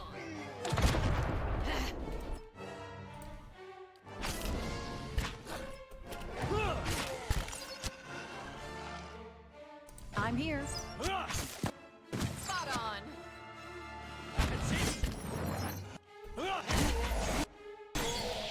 There we go. You're not getting Maybe he'll survive this combat. Dead on. But my face has a 100% success rate at getting rid of traps. all right then. I remember Neverwinter Nights, one of the areas in that, and it was like there was some trap, and I had the rogue with me. So you could either, you know, it was essentially, it was designed to be more multiplayer than it was single player.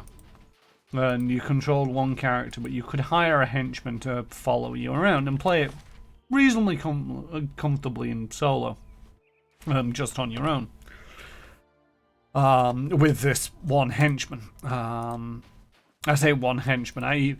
One of my favourite things in that game was playing a wizard, and you'd have a henchman, your familiar, and if you took the spell summon creature or summon animal, whatever it was, you'd also have that following you around, as well as yourself. So it was like 4 of you running around rather than just one of you. Tended to favour the pixie, because the pixie could also disarm traps and open locks. which is really useful when it comes to such things. Where was I? I'm just, I thought I was somewhere up around here the last time I got murdered. But yeah, so there was this one, I think I was playing a Barbarian for this particular run through. Or something with a lot of hit points. And I had the henchman, the rogue, with me because it's like, there was only 2 henchmen that I ever used in that game because I played it generally on my own. And because of the way that the game worked, I generally found that it was best if you were playing anybody, you took the rogue with you to be able to pick up and open so much more to actually get probably about 50% of the loot in the game was protected by some kind of lock. If you didn't have the rogue, then you go for the cleric so that you'd have healing. Playing something like a barbarian, the rogue could not get rid of this trap. The only way that I actually managed to sort of like get the loot out of that box was basically doing, you know, the whole use the face kind of trick, which is walk up to the trap with the barbarian, do everything you can to negate damage, and just smash your face into it. And yeah, that was the only way of defeating one of the traps that I found. Unless you were playing the rogue, in which case you were slightly better than the henchman rogue, and you could actually get rid of the trap. I'm now just compulsively saving outside. There's one here who deals in visions, dreams. I feel her mind near mine.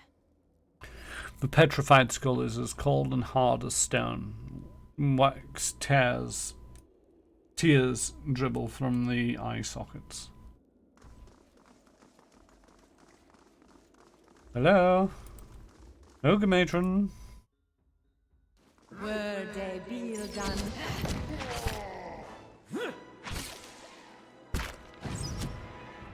I don't think that happened, because yes.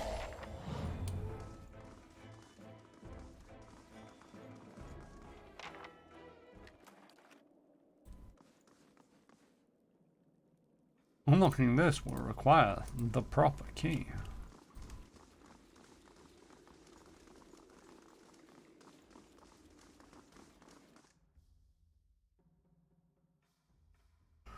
Here's a good boy. Here's a good boy. We're not getting.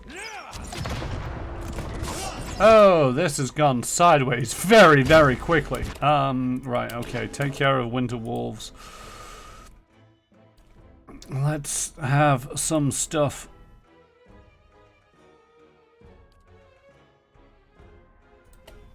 Going out there. I'm actually going to change you to that one and do it on the winter wolf.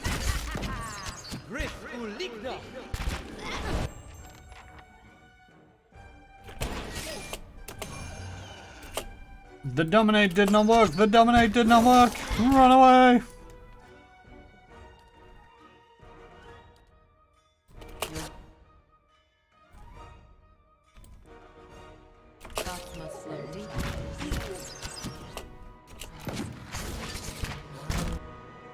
The dominate worked. The dominate worked.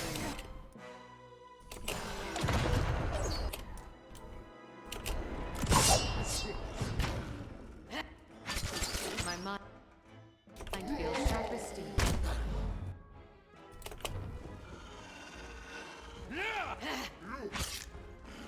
Oh, the charm's worn off.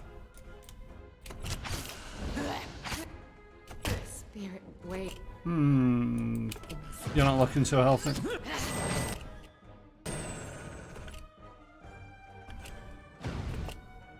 Crumbs. Everybody's. You go after that ogre.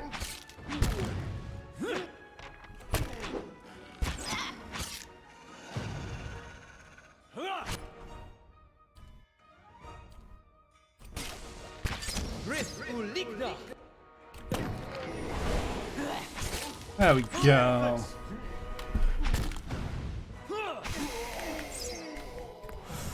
Could have gone slightly better, but not too bad. I want to sneak around a little bit. Going forward. All right then. Was not expecting, you know, it's like, oh, you see an ogre, 2 ogres and a wolf, and it's like, I can take them. I shall make it so. Oh, and if I find something good, you can have half. Exceptional medium shield heater. Topaz and some coins. There's a cannonball-shaped dent in the front of a shield.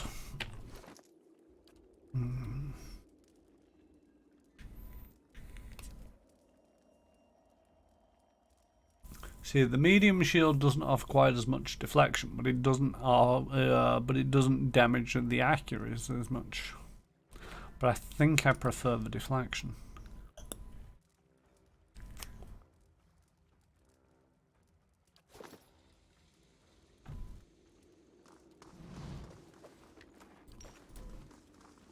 I shall make it so. It's done.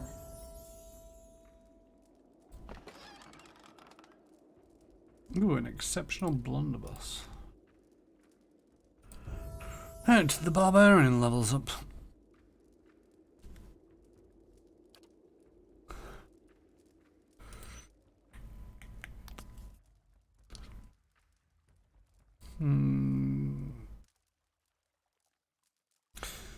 After killing an enemy, the barbarian recovery is wavered, allowing them to attack again immediately. Could be useful. Extract a final revenge when the barbarian is reduced to 0 endurance, causing him or her to perform a final carnal full attack at everyone in range. Doesn't sound like a good idea, but maybe. Imparts an unquenchable bloodlust to the barbarian, increasing his or her speed temporarily in battle once he or she has personally downed at least 2 enemies. That could be useful. Barbarian Shout lets out a dreadful shout, terrifying enemies in the area of effect. Threatening presence. The barbarian's mere presence becomes so intimidating as to fill all approaching enemies with nauseating dread. As long as the barbarian is stationary, nearby enemies may be sickened. The barbarian becomes able to charge with reckless abandon. Ooh, excuse me. Allowing him or her to ignore all movement ignore the movement stop of engagement and gain a bonus to all defenses against disengagement attacks. The barbarian hits so hard that ordering means of defense can be easily overpowered. On attacks that normally target deflection, the barbarian will instead attack fortitude if it is the lower defense. Causes the barbarian to lash out when in pain, granting a bonus to damage as long as his or her endurance is below 50%. Sends the barbarian into a frenzied state, granting might, constitution, and attack speed bonus, but causing deflection penalty against incoming attacks. While the barbarian's frenzy is active, his or her endurance and health are concealed.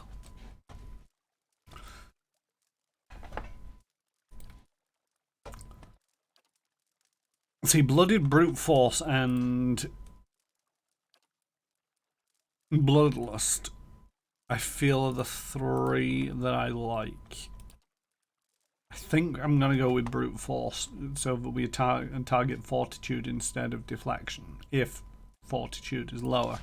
Basically, it's a win-win. I'm not entirely sure, actually. If we go to the journal and the encyclopedia... Cyclopedia. Bestiary. So we've got endurance and deflection. Oh no, it's fortitude.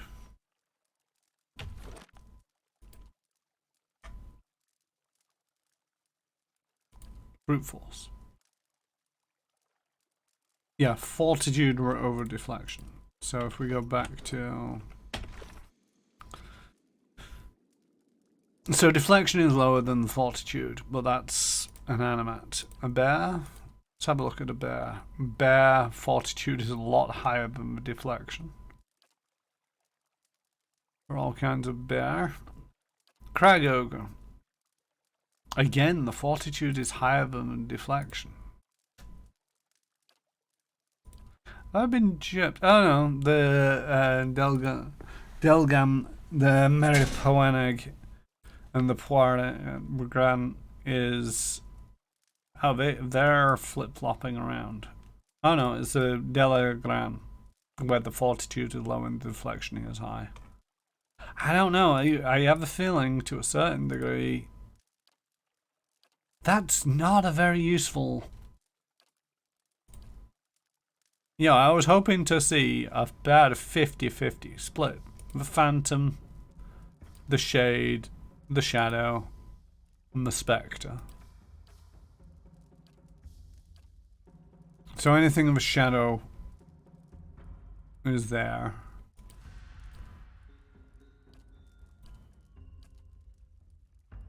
And the Will of the Wisp is a lot easier. But just so many of these. You know, I was hoping for about a closer to 50-50 split. But this is just straight up. No, most of these things, it's got a higher deflection than a fortitude. So that's a higher fortitude over deflection, sorry. A lot of these are just straight up, no, it's not going to change one iota. Still going to be targeting the deflection. Maybe I should have looked into it before selecting it, but it's one of them. You just got to go where you gut sometimes rather than dilly-dally around and think, oh, what's best?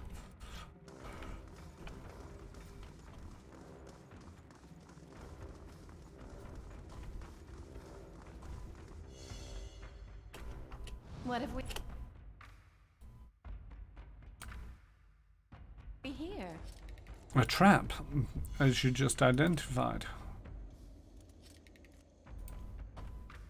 I didn't think the Ogre cabin would have that many traps. Flames that whisper upper cabin. Oh, there's going to be a downstairs. Alright, Monad. Muneret. Sorry, I will butcher names forevermore. Thank you for joining me this session. Hope to see you again sometime soon. I'll be streaming Pillars of Eternity again on Thursday.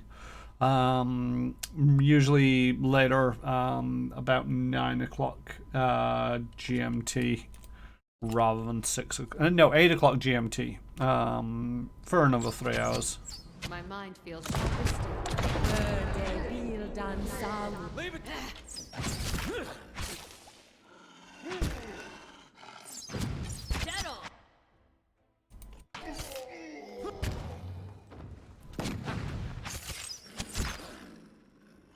Oh, that's something else I found. I found an exceptional blunderbuss and didn't really compare it to the pistol that I've got. I just only thought about that as they were reloading the cannon. You're not getting through me. That's it. Inventory.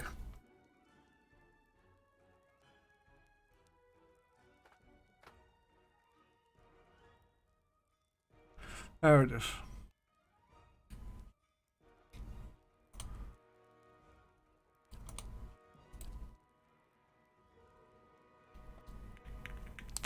So this is a unique pistol. Accuracy is lower on the blunderbuss. The damage is not great on the blunderbuss. And the speed is very slow for both.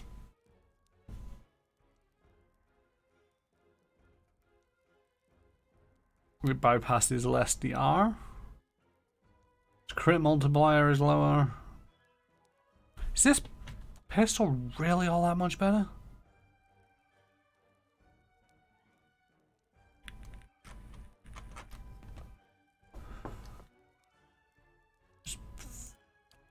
Feels odd that the blunderbuss, I would have thought, would have been the better weapon out of just a like bigger boom. If you ask me. Inside this minecart is caked with blackened grease, the smell of and it smells of burning fat. Hey, your friends are dead. Oh, you're a chancer. You need to die quicker. That's it. Leave it to me.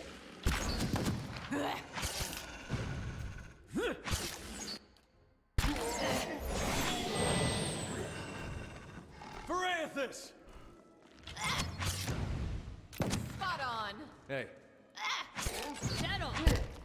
Verathis! Of course. Verathis.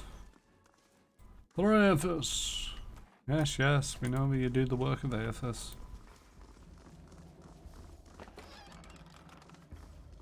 Pretty sure I just stole salt and cheese. I'm on the trail.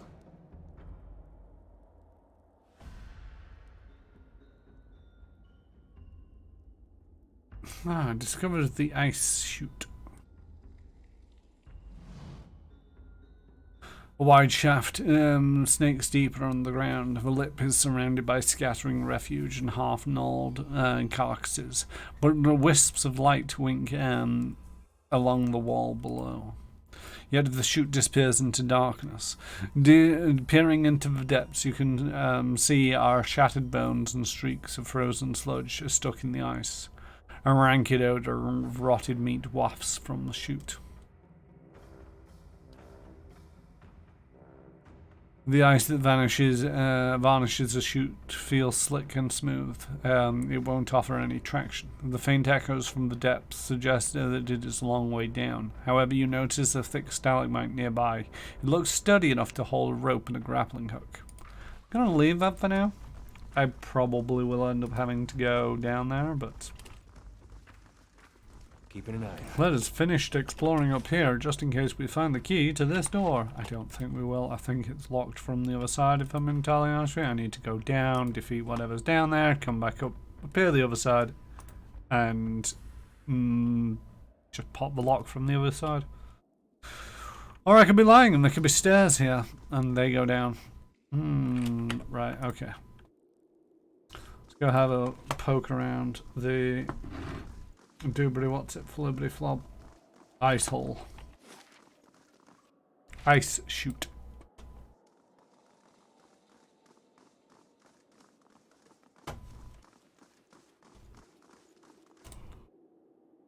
Secure a grappling hook. You secure your hook with a thick, solid-looking stalagmite, giving the rope a tug for good measure. It holds, and you cast the three end into the darkness of the chute. Climb down the rope. You grab the rope and plant your feet as best you can against the slippery ice. You lower yourself slowly, seeking out rough patches and ribs in the marble and filth-streaked ice. After several minutes, the mouth of the chute disappears above you. The climb tests your patience more than your strength, forcing you to choose your footholds carefully, until the chute opens into a wide cavern around you. You lower yourself hand over hand, keeping your half-numb fingers wrapped around the rope. You still can't see the bottom, but as you look around, a glint of light catches your eye. You see a small outcropping clinging to the nearby wall. Skeletal remains cluster on the ledge, and between the bones you detect a glimmer. The edge of the outcropping is just close enough that you might be able to swing towards it. Swing on the rope and make a grab for the ledge. You heave your weight from side to side, building momentum, the rope creaking under the increasing stress, but the ledge is almost within reach. One more swing. As your fingers brush the outcropping, a loud crack resonates down the chute, giving your and the rope gives beneath your weight. You experience a panicked moment of free fall before the rope snags again. While you can't see all the way up the mouth of a chute, you guess that your grappling hook dug its claws into the ridge in the ice just in time. It halts for now. You tighten your grip about the rope and consider your options as the rope creaks softly overhead.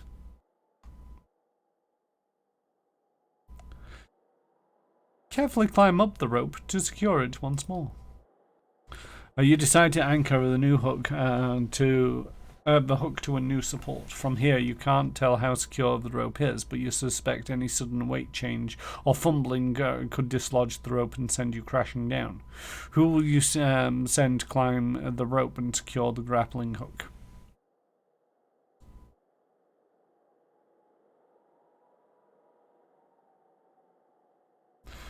And you watch Ida climb up the rope. It creaks and moans with every pull. Ida tries to keep the rope steady, but it swings wildly. Suddenly, the rope slips. You hear Ida curse. As you begin to plummet, you experience a brief moment of clarity and the chance to take decisive action. What do you do? I have one option. Brace for impact. The hook tumbles from its anchor above you. You pick up speed. Wind whistling past your ears and a scream tearing from your throat. You slam against the jagged rocks and hard ice, tumbling down a narrow tunnel as the world spins around you. With a final crash, the chute spits you out into an open cavern.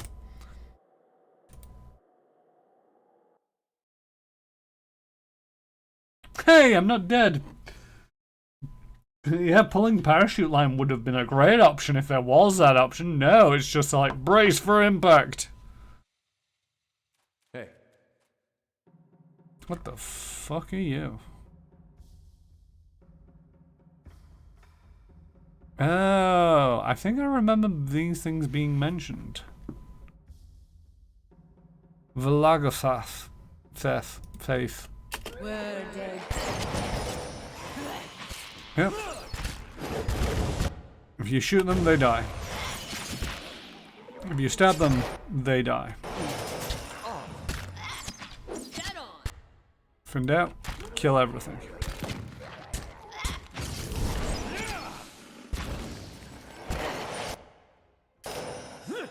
My mind feels. Of course.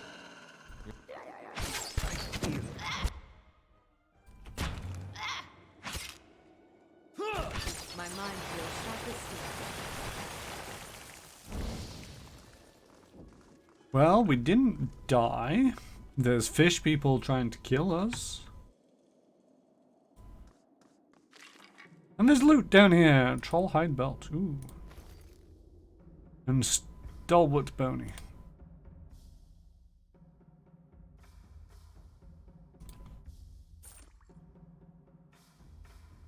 An icy shaft leads up into the darkness. The walls of a shaft are slick and handholds are few.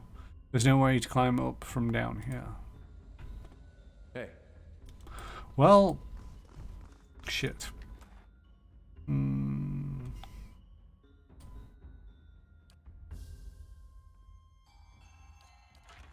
Would appear that we are stuck down here until we can find another way out.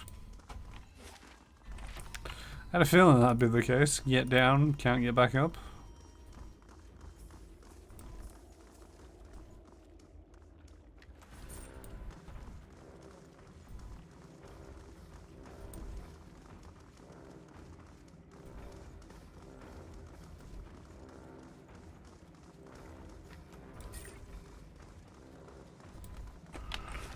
How big are these maps?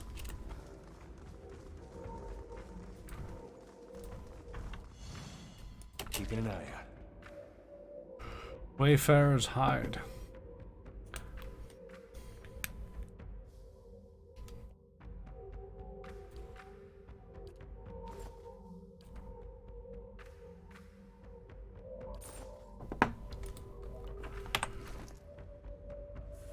There's that light armor.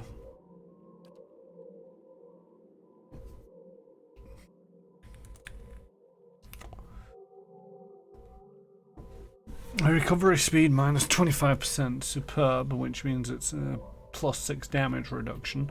Plus 25 defensive against hobble, stuck, and paralyzed, and grants nature's vigor. Friendly AoE plus 40 endurance over 12 seconds, plus 15% maximum endurance for 12 seconds.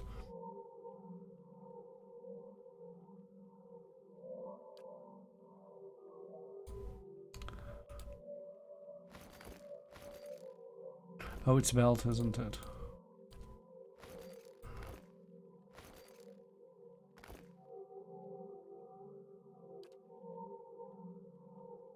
Oh, wow, yeah, you need that.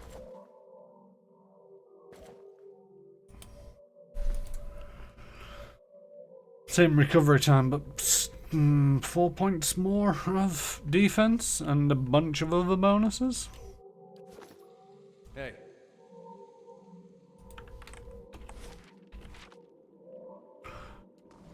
Nice and quiet. I don't like it when my dungeons hum.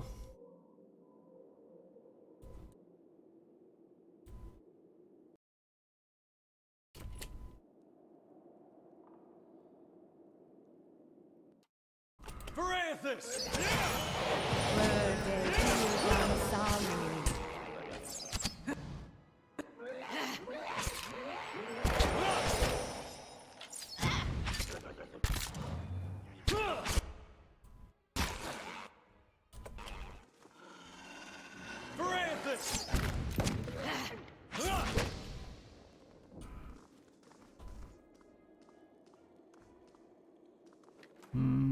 Barbarian is running out of hit points. I'll see what's ahead.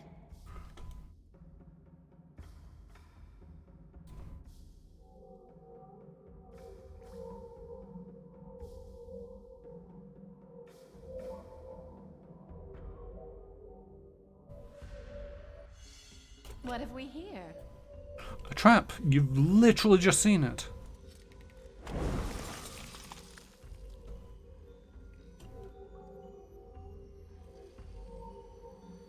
I mean, it's kind of a bit of a giveaway that there's a rope going across and a glowing thing really close by, but I'll not look a gift horse in the mouth. Now here's something.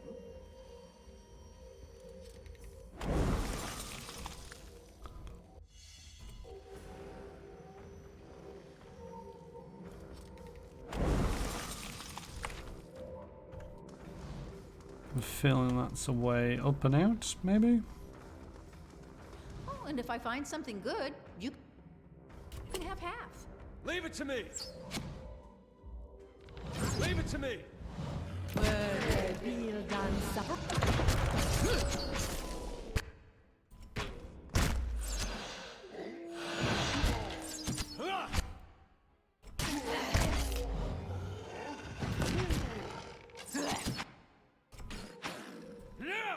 That's it!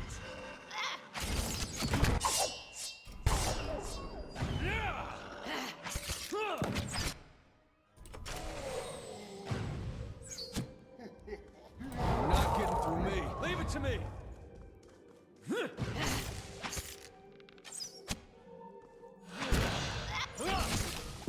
Do you like the fact that the Ogre Chanter used their opening gambit on the dominated Ogre?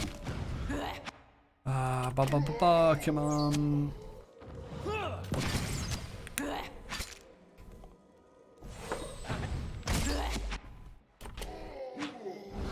Leave it to me.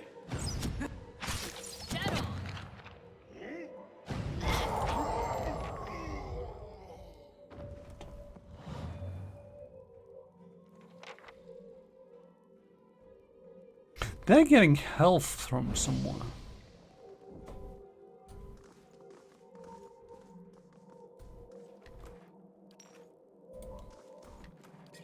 The Barbarian before this fight, or recently, that I noticed, didn't have full health or full endurance because their health was so low that they were missing a couple of points. Hey. Now they've got more hit points than they started with.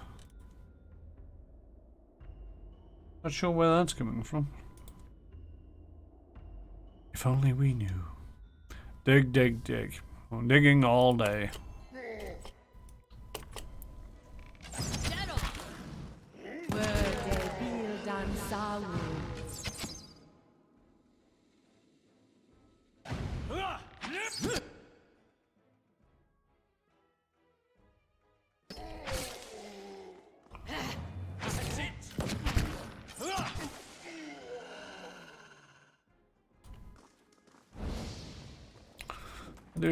Do. I'm stealing your stuff. I'm stealing your stuff. There's nothing you can do to stop me. Oh, maybe that could stop me. The world around you blurs and fades to black. When your vision returns, you find yourself in a small wooden hut, its interior dimly lit by the embers in a nearby fire pit. You're wearing mail armor, several sizes too large for you, and clutched in your hands is the ivory horn of some sea creature, one end sharpened to a point. What are we going to do, Garodov? Your sister, Kaeth, huddles near you, her eyes wide, fixated on the hut's door, which has been barred shut. The door shudders and splinters beneath heavy blows coming from the other side. Enraged growling can be heard from just beyond the door. All at once, the world halts around you. The pounding stops. Wooden splinters from the door hang suspended in the air. Kaeth no longer trembles, no longer breathes. Her eyes are fixed in place like a doll's. The wisp of essence you have had followed to this point in the memory has dwindled to little more than a faint trail. However, you find by concentrating on what might have happened next, you are able to sense whether it truly did.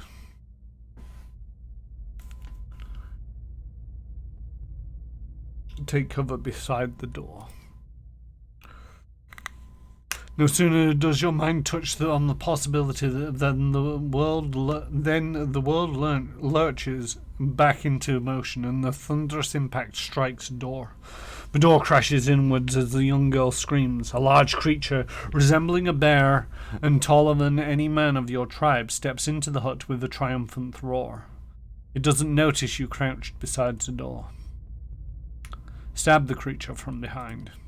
You plunge the horn deep into the creature's back, and it howls and thrashes in agony. Kaeth dodges past the creature and flees the hut, and you are not far behind. The roar of the creature fades. Is that how it happened? It's been so long. Hard to remember. I had a vision when I picked up a horn. Part of the helm, apparently. A helm, yes. My helm. I remember it, but who was I? Why haven't I returned to the wheel? Maybe if you knew who you were, you wouldn't know whether it was time to move on. The helm is all that remains of my old life. If you have found some of me within one piece, perhaps my memories are scattered with the rest of it. Perhaps there is a piece to be found in its reassembly. I'll track down the other parts of the helm.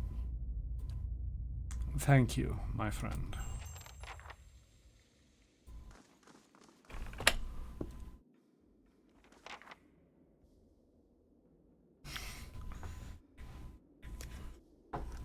Gemstones glitter between the veins of iron ore.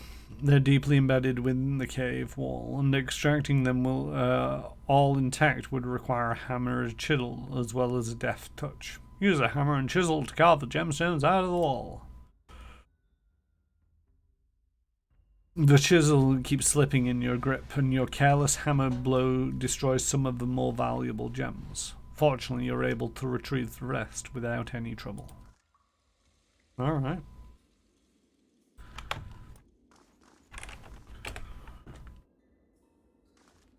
Bit back-ended game. I'll take a look. still more of that room to look at.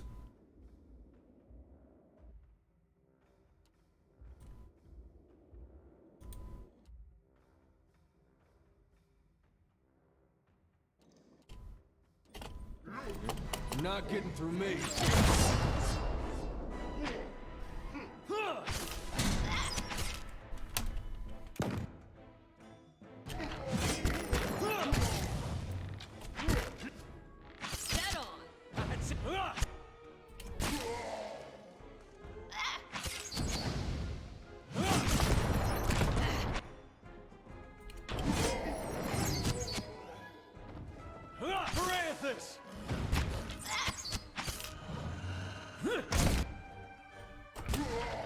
I just noticed both of the here frontline fighters are in the red for health.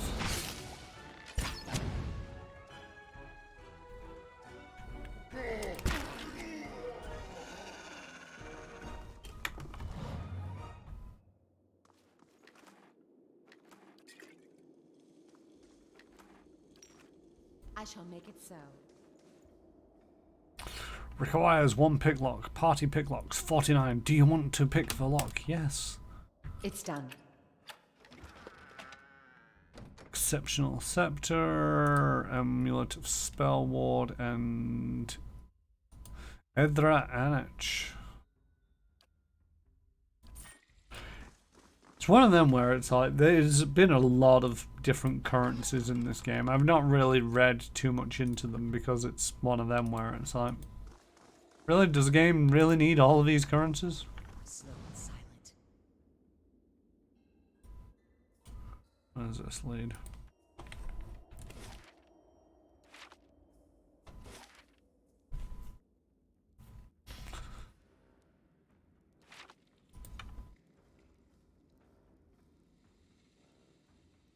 I'm gonna try risking a rest in this room. It's got fires, it looks warm, everybody's in a good place.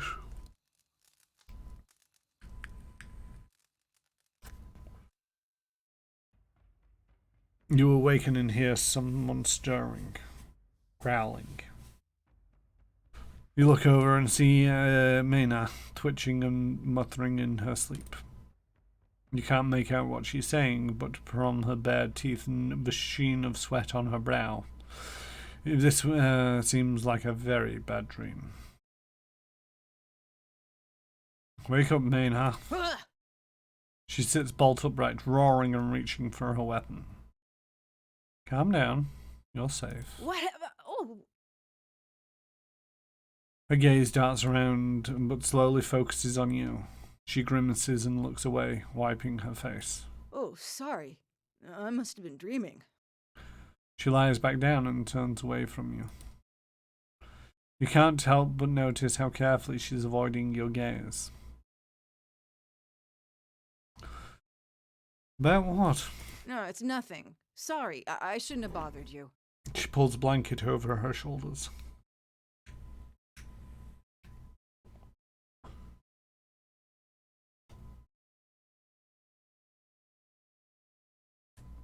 You aren't bothering me, but something's clearly bothering you. I'd like to help. She's quiet for a long time. It seems like she's already gone back to sleep, but then she sighs. You told me about your awakening. Mena waits silently until her eye rolls over and resumes deep, steady breathing. I guess I've had a similar problem.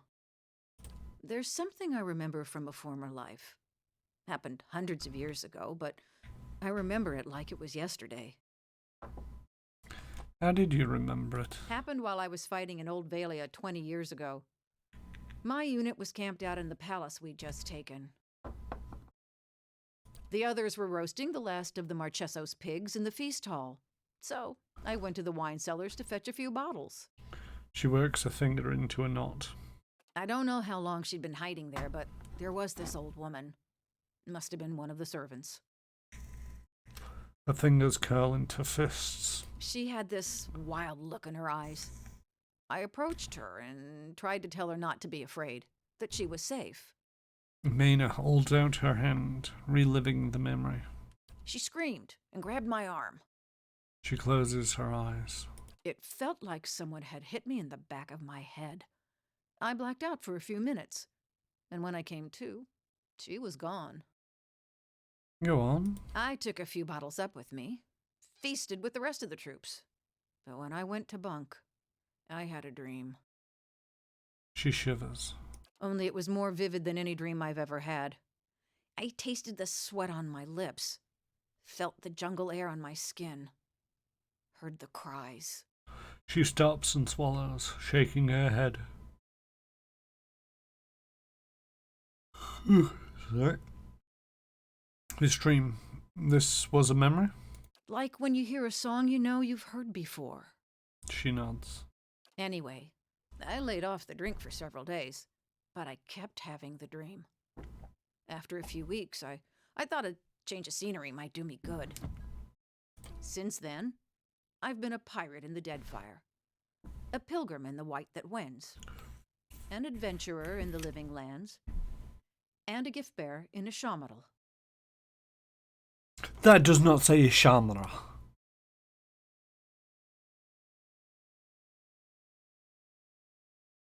Shamra. She gives a rueful smile. What next then?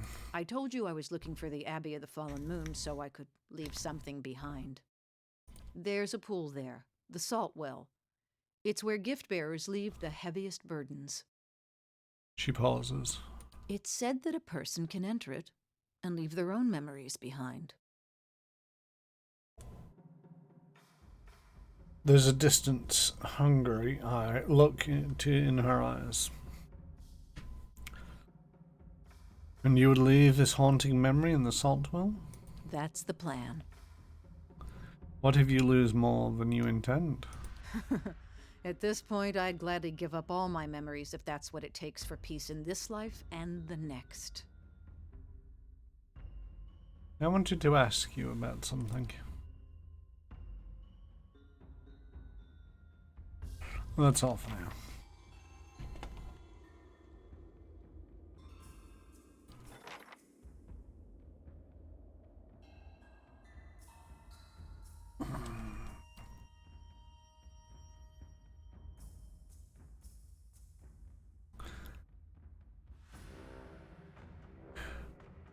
See, this is a little bit annoying. It's like, okay, minor reputation with Gilded Veil negative.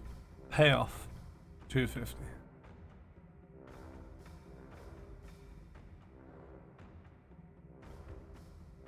Send the escort.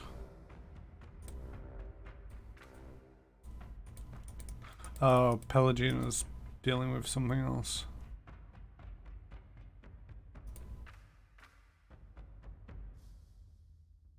Spend endurance.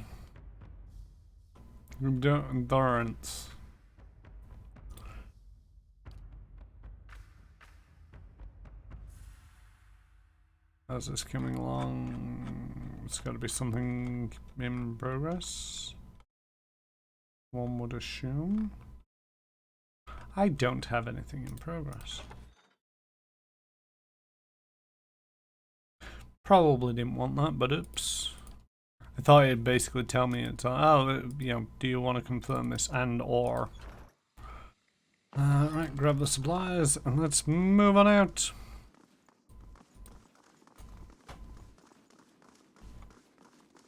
But hey, it looks like we're getting a dungeon.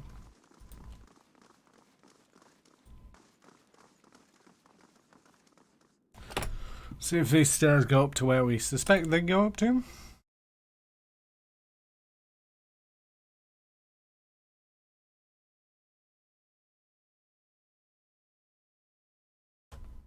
They do, then we turn around and go back downstairs. They do. Great stuff. We found the stairs, guys. We don't have to fall down the hole again to get down. Not that we would. But we didn't appear the other side of the door, so I'm guessing there's a key down here.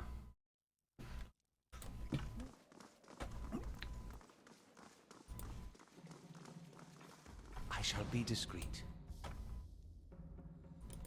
not so much discreet that I care about.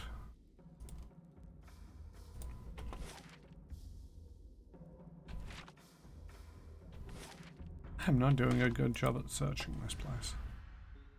When do I get my own cannon? When do I get a cannon of my own? Go up to the battery and take one the same as the rest of us. Surprise!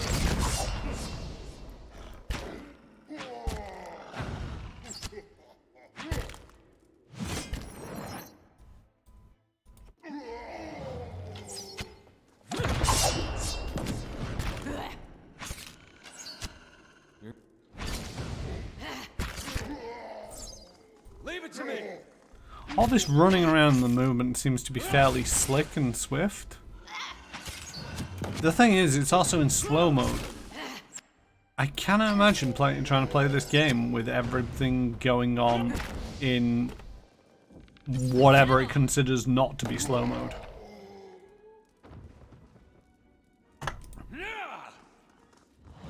You're not.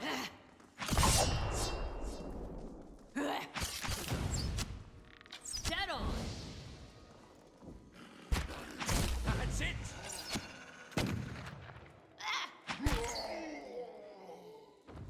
Oh no. I'm misreading things. I thought that's a commander. It's not commander, it's cannoneer. I shall make it so. It's done.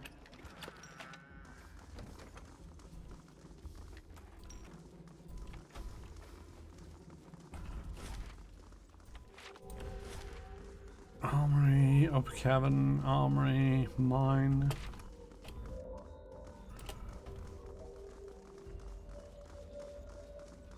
Disturbingly humming gems.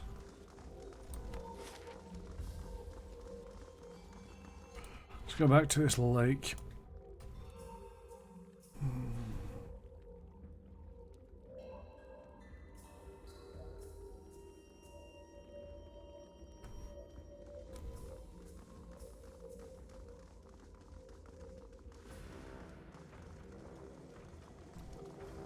Let's finish scouting around here, because I have a feeling this leads off somewhere. It might not do, but I get that feeling.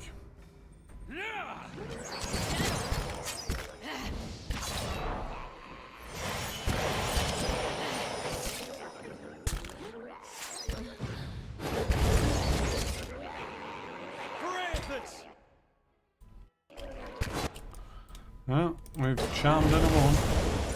Leave it to me. I feel. Oh.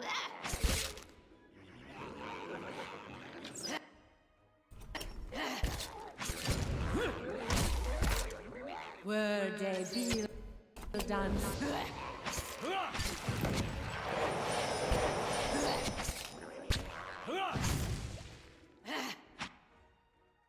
Just in time. You're not getting through me. All right then. I was keeping an eye on the dominate there because it was like they're kind of behind me and I don't appreciate that.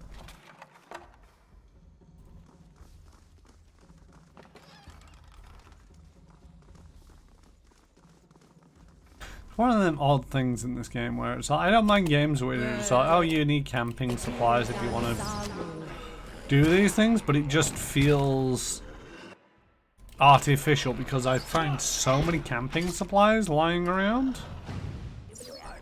I think I might have bought some once, maybe twice, I can't remember, but at the same token it's like, oh yeah, you just need to remember some, oh, a scrying chamber key. This key is a large dagger and this key is the size of a large dagger and is unusually heavy.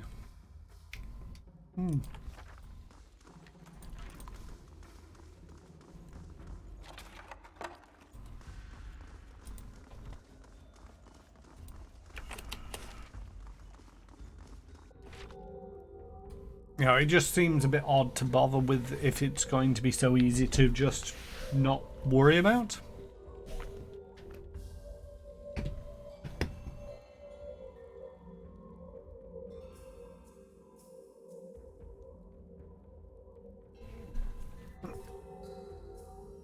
Yeah, I suppose to a certain degree it is to sort of, like, make you pause for thought, and it's like, do you really want to rest? You've only got 4 rests in this entire dungeon. And maybe at higher difficulty levels it might become more of a factor / concern. They shall see nothing But while I see much. so far for me it doesn't really bother me. Leave it to me. Dead on. That's it.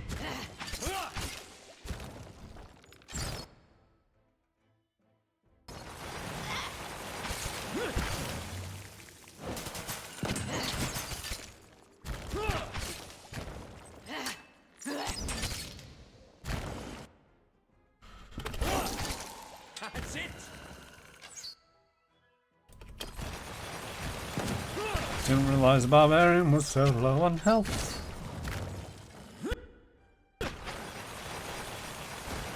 Leave it to me. Dead on. Of course.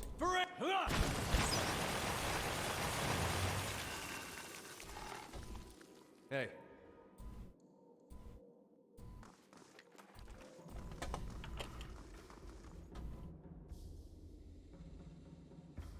Save.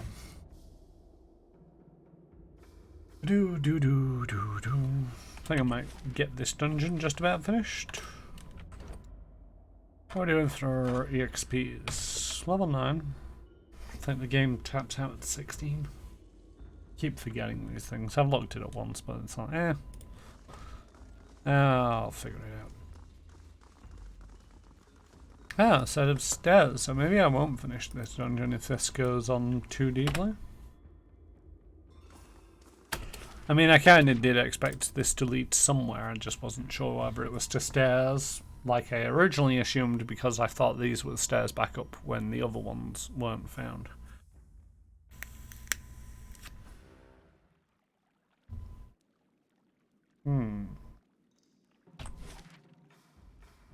Oh, this is the stairs up. It's just the other side of the door that I expected would happen. Huh. Hi.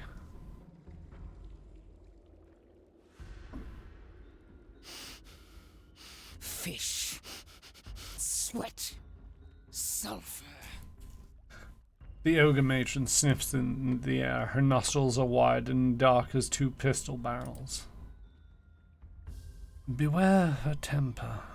Burns hot within her. You approach the flames that Whisper clan with the stink of stalwart heavy upon you. You fill our halls with dreams of battle and bloodshed. A feral grimace imparts the matron's teeth. Yet, even while her fingers clamp into fists, she watches you carefully.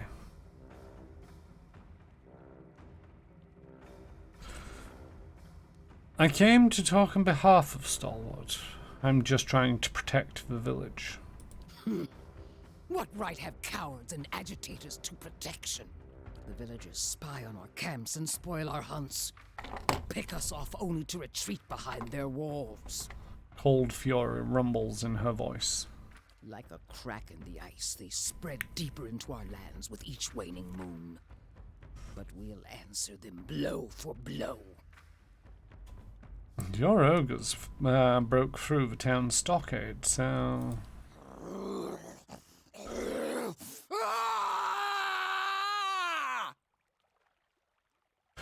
Her howl of rage is echoed as the others snarling, growling ogres. The room thunders until Berrigan raises her voice above the fray. And now you spread lies.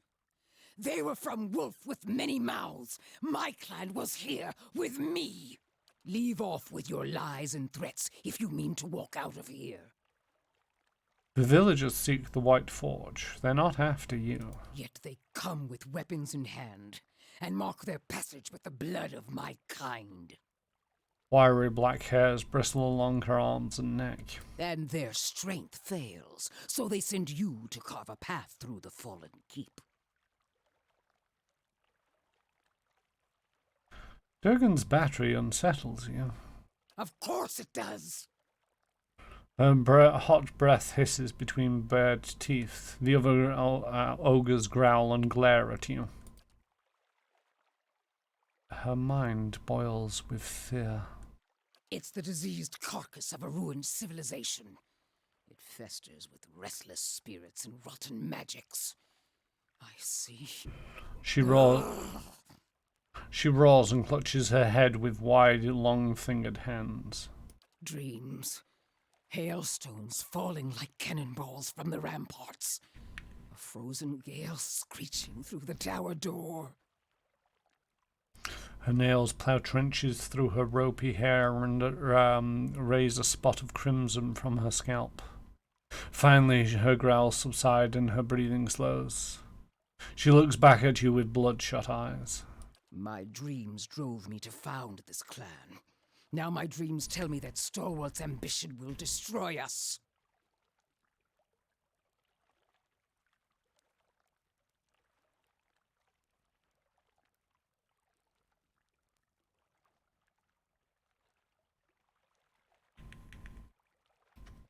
The histories indicate that the Pargaran dwarves battled amongst themselves in Durgan's battery. Then let their spirits lie there among the dreams that infected them. And now you'll tell me why you're here.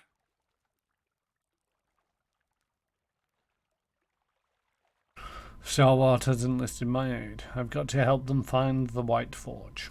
You may go in peace, but you will give up on Durgan's battery for good. She lowers her chin to look you in the eye. The cave is silent, but for the rumbling breaths of the other ogres.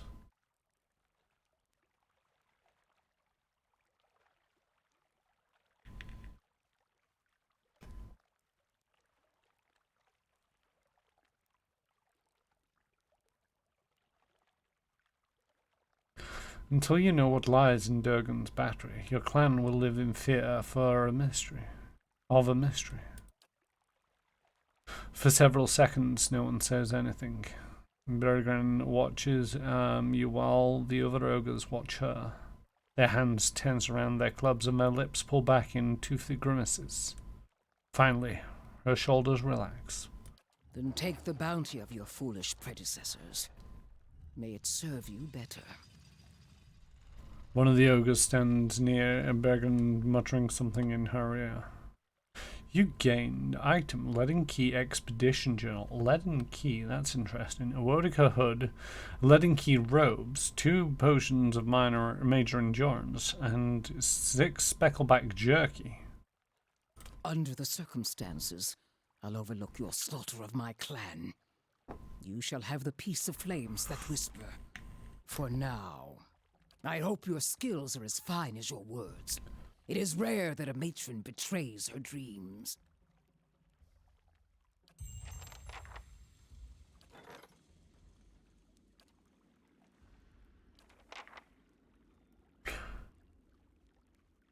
Oh, the craft hall, that's the last thing that I made.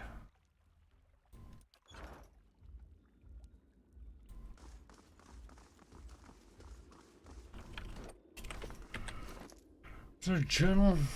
Was that a thing?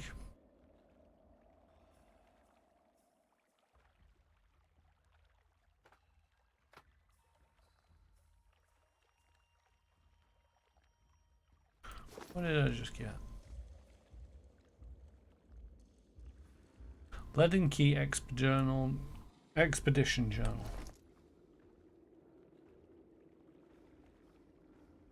Ah, there it is. This leather-bound journal is embossed with an image of a key. Most of the pages are filled with brown rust stains or writing too small to read, but you're able to decipher a passage near the end of the journal. Couldn't detect how the front door opens, even after she pried the iron tile from the relief. The more I consider it, the surer I am that the old Valian was right. We'll have to dispose of him, but we can't afford to act until we've destroyed the White Forge. Even his meager knowledge was a revelation to us. And if he's right, we've got to hope that the Kantek he speaks of was written down somewhere. We've decided to strike camp and search the area for books, records, something.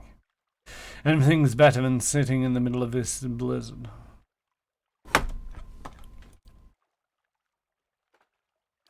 Literally told us nothing. You gave us some jerky.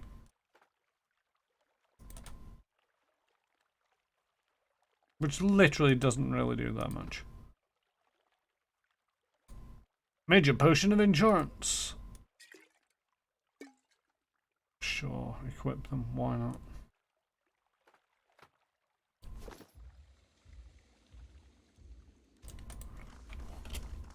Goodbye.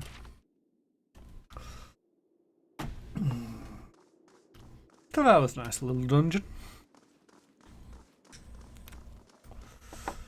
And we diplomatically talked to the people. The ogres. There we go. I've literally just left the room and I've forgotten what they were already. That counts as a good thing, right? We're not monsters.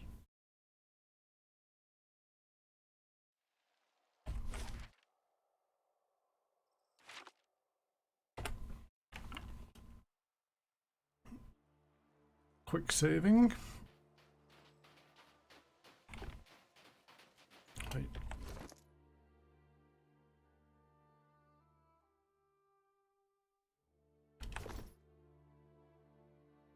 Oh, quest item, battery relief tile.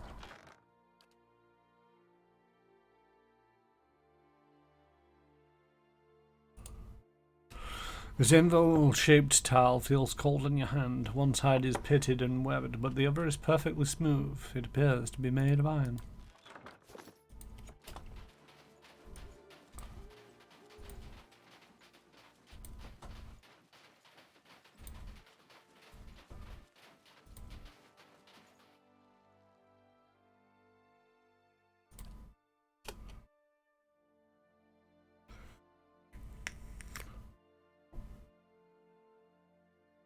Killing and looting, mostly. Oh, how nice. She stares at you intently now and doesn't appear to have heard your answer. My. You look absolutely mouth-watering. She licks her lips. Attack.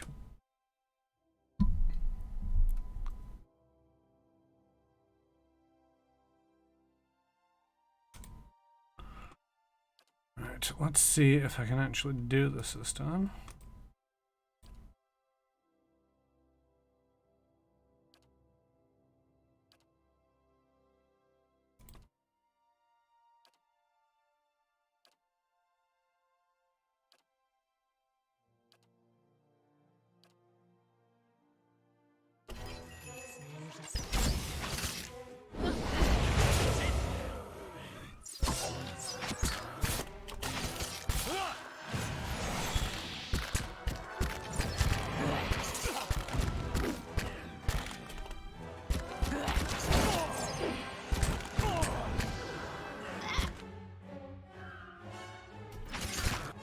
So many people getting messed up.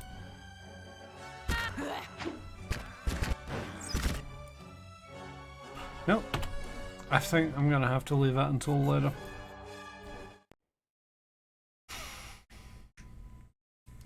Right, so just avoid that general area, shall we? Just getting absolutely mullered by one bunch of enemies. There might be something that I'm missing, a trick, a damage type, or something. It just seems so ruthless.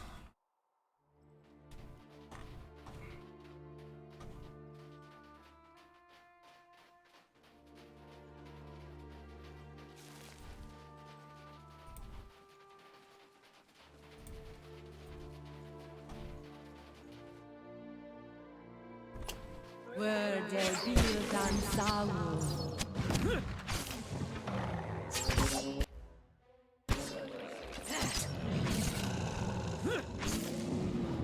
Ah, nice.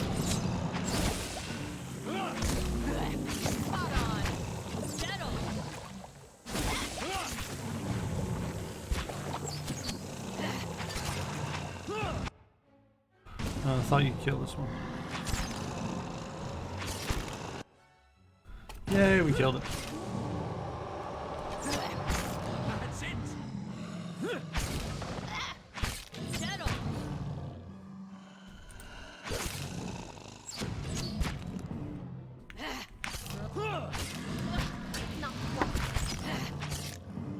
This. Well,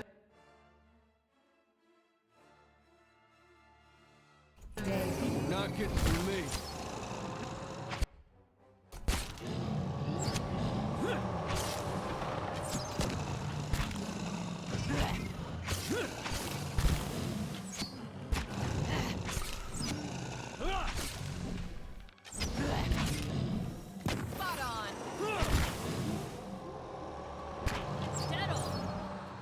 Not entirely sure if there's a damage type that needs to happen.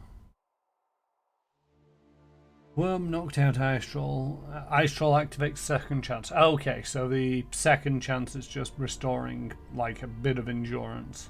It's not troll regeneration as it happens in D&D. Which is fair enough. Were they build on Saul? You're not getting through me.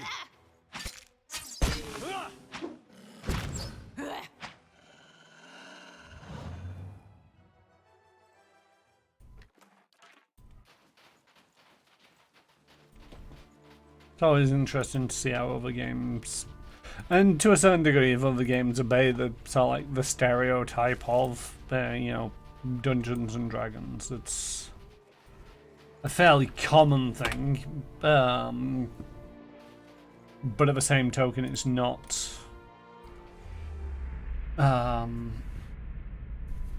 universal, and I don't think it should be. You know, to a certain degree, it's in, you know,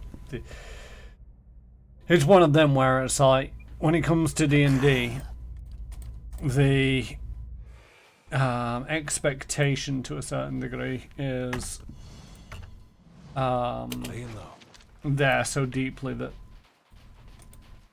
you know, if you don't do it, then people are annoyed or can get frustrated, where it's like, how are we supposed to do this?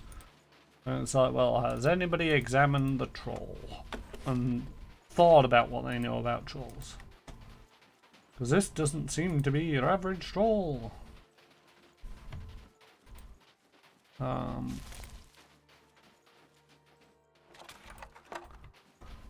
I think to a certain degree, D&D has gotten rid of a lot of the... Leave it to me. Oh yeah, the druid, he needs to go down. You're not getting through Or me. he's going to be a pain in my ass. You're not. My mind feels sharp as... Leave There it we to go. me.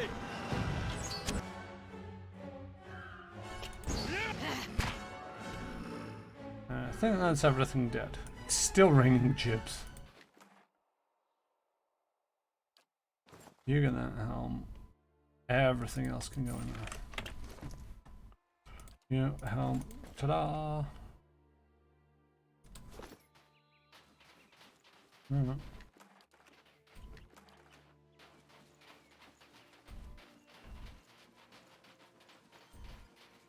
And save.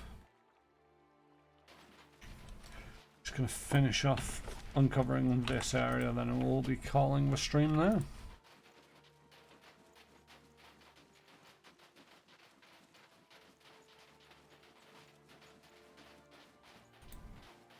I didn't deal with them earlier, did I? Careful, Ichumak. It's slippery.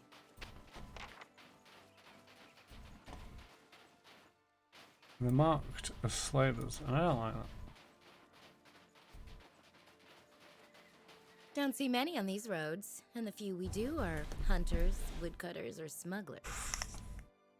She cocks an brow at you and gives you a half smile. She holds herself with a confident grace and a conspicuous holster slung over one hip.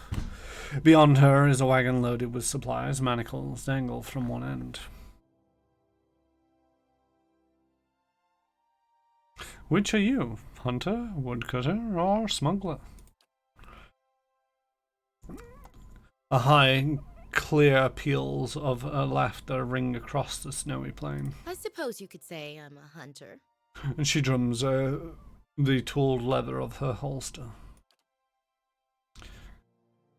I take it that to mean all of the above. I'm looking for a fugitive from Raid Saris, an indentured servant, and a wanted criminal. The smile disappears from her face like a candle flame snuffed out by the wind. She watches you through humorless eyes. Indentured servant? You mean slave? It's allowed in Raid Saris, but this fellow, let's call him Ilith. He signed himself over, making him an indentured servant. Now that distinction isn't much heated in the Deerwood. But as you may have noticed, we're barely in the Deerwood. What exactly is he wanted for? Besides breaking his indenture, he slew his master's 13-year-old son, killed the boy before he fled.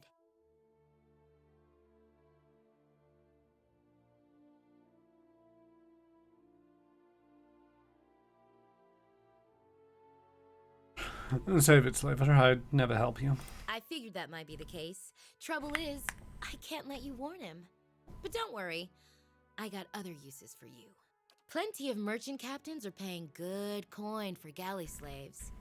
Come along nicely and, maybe I won't tell them you were aiding a known child killer. The father and her compatriots rush at you. Where they be?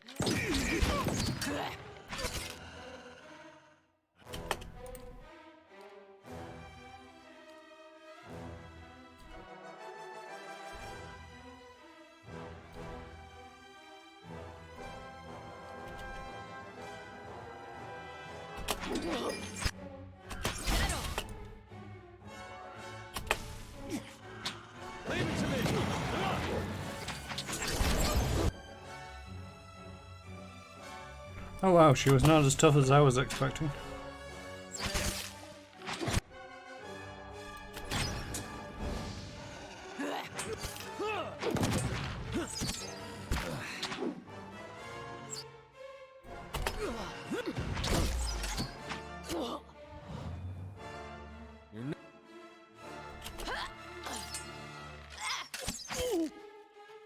I think that's one of the things I find interesting in an RPG is like, you know, they take one look at you and realize that they're just massively outgunned and equipped to deal with something and just be like, yeah, you know what? It's all good. Bye. Of course.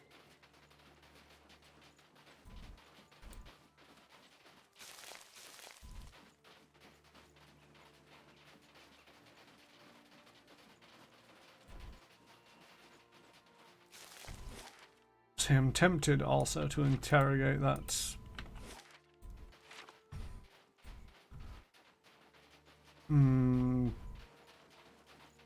What's it called?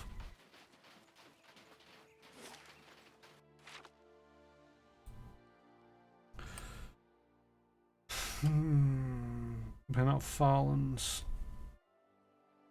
Kith is a general name. Orlean.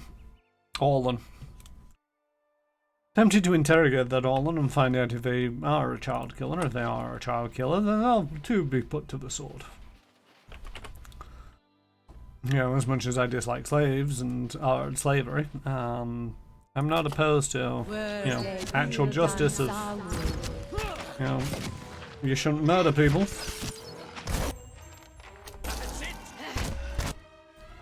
Diving for that person hurts.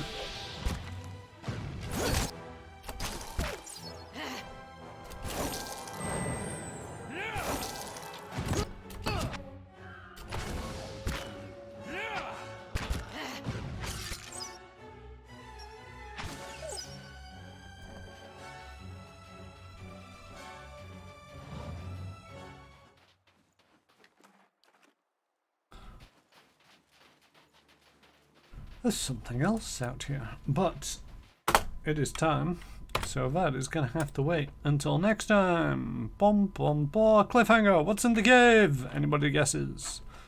End of. Oops. Caps lock was on.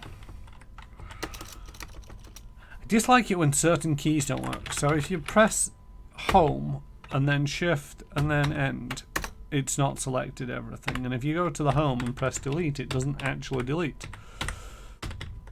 Oh, delete actually handles as a backspace. Okay. End of session 18, 19? 19. Yes, 19. So yes, thank you all for joining me this evening. So we've got a guess of peace and love is in the cave and a cuddly toy. I have a terrible, terrible feeling that you are both going to be very disappointed with what we find in that cave. But who knows? Maybe. Thank you all for joining me this evening. I feel this has actually been a fairly good session. I'm still a little bit annoyed that the first hour was kind of wasted because I forgot to quick save so often. And the extreme variance there seems to be between the level ranges of the enemy in this area is just like, really? Do you need to? Is that really necessary? Hard lessons we learn. Yes, I mean, that is the other thing. That's I need to pay a little bit more attention to the saving of it. So yes, I am Karen Russmer and will continue to be so. I stream on Tuesdays, Thursdays and Fridays here on my channel. On Tuesdays and Thursdays it tends to be Pillars of Eternity at 6 PM and 8 PM start times, going on for approximately 3 hours. On Fridays I am usually playing some kind of horror game and or spooky game and or some game that I may or may not really be interested in streaming of my own accord. However, I am also joined by somebody on the audio from the Peanut Gallery, usually in the form of mycat_UK and or JStation64. At the moment, I am currently streaming Alien Isolation, and it's probably one of my few streams where it's like that's planned for probably what feels like the next year or so.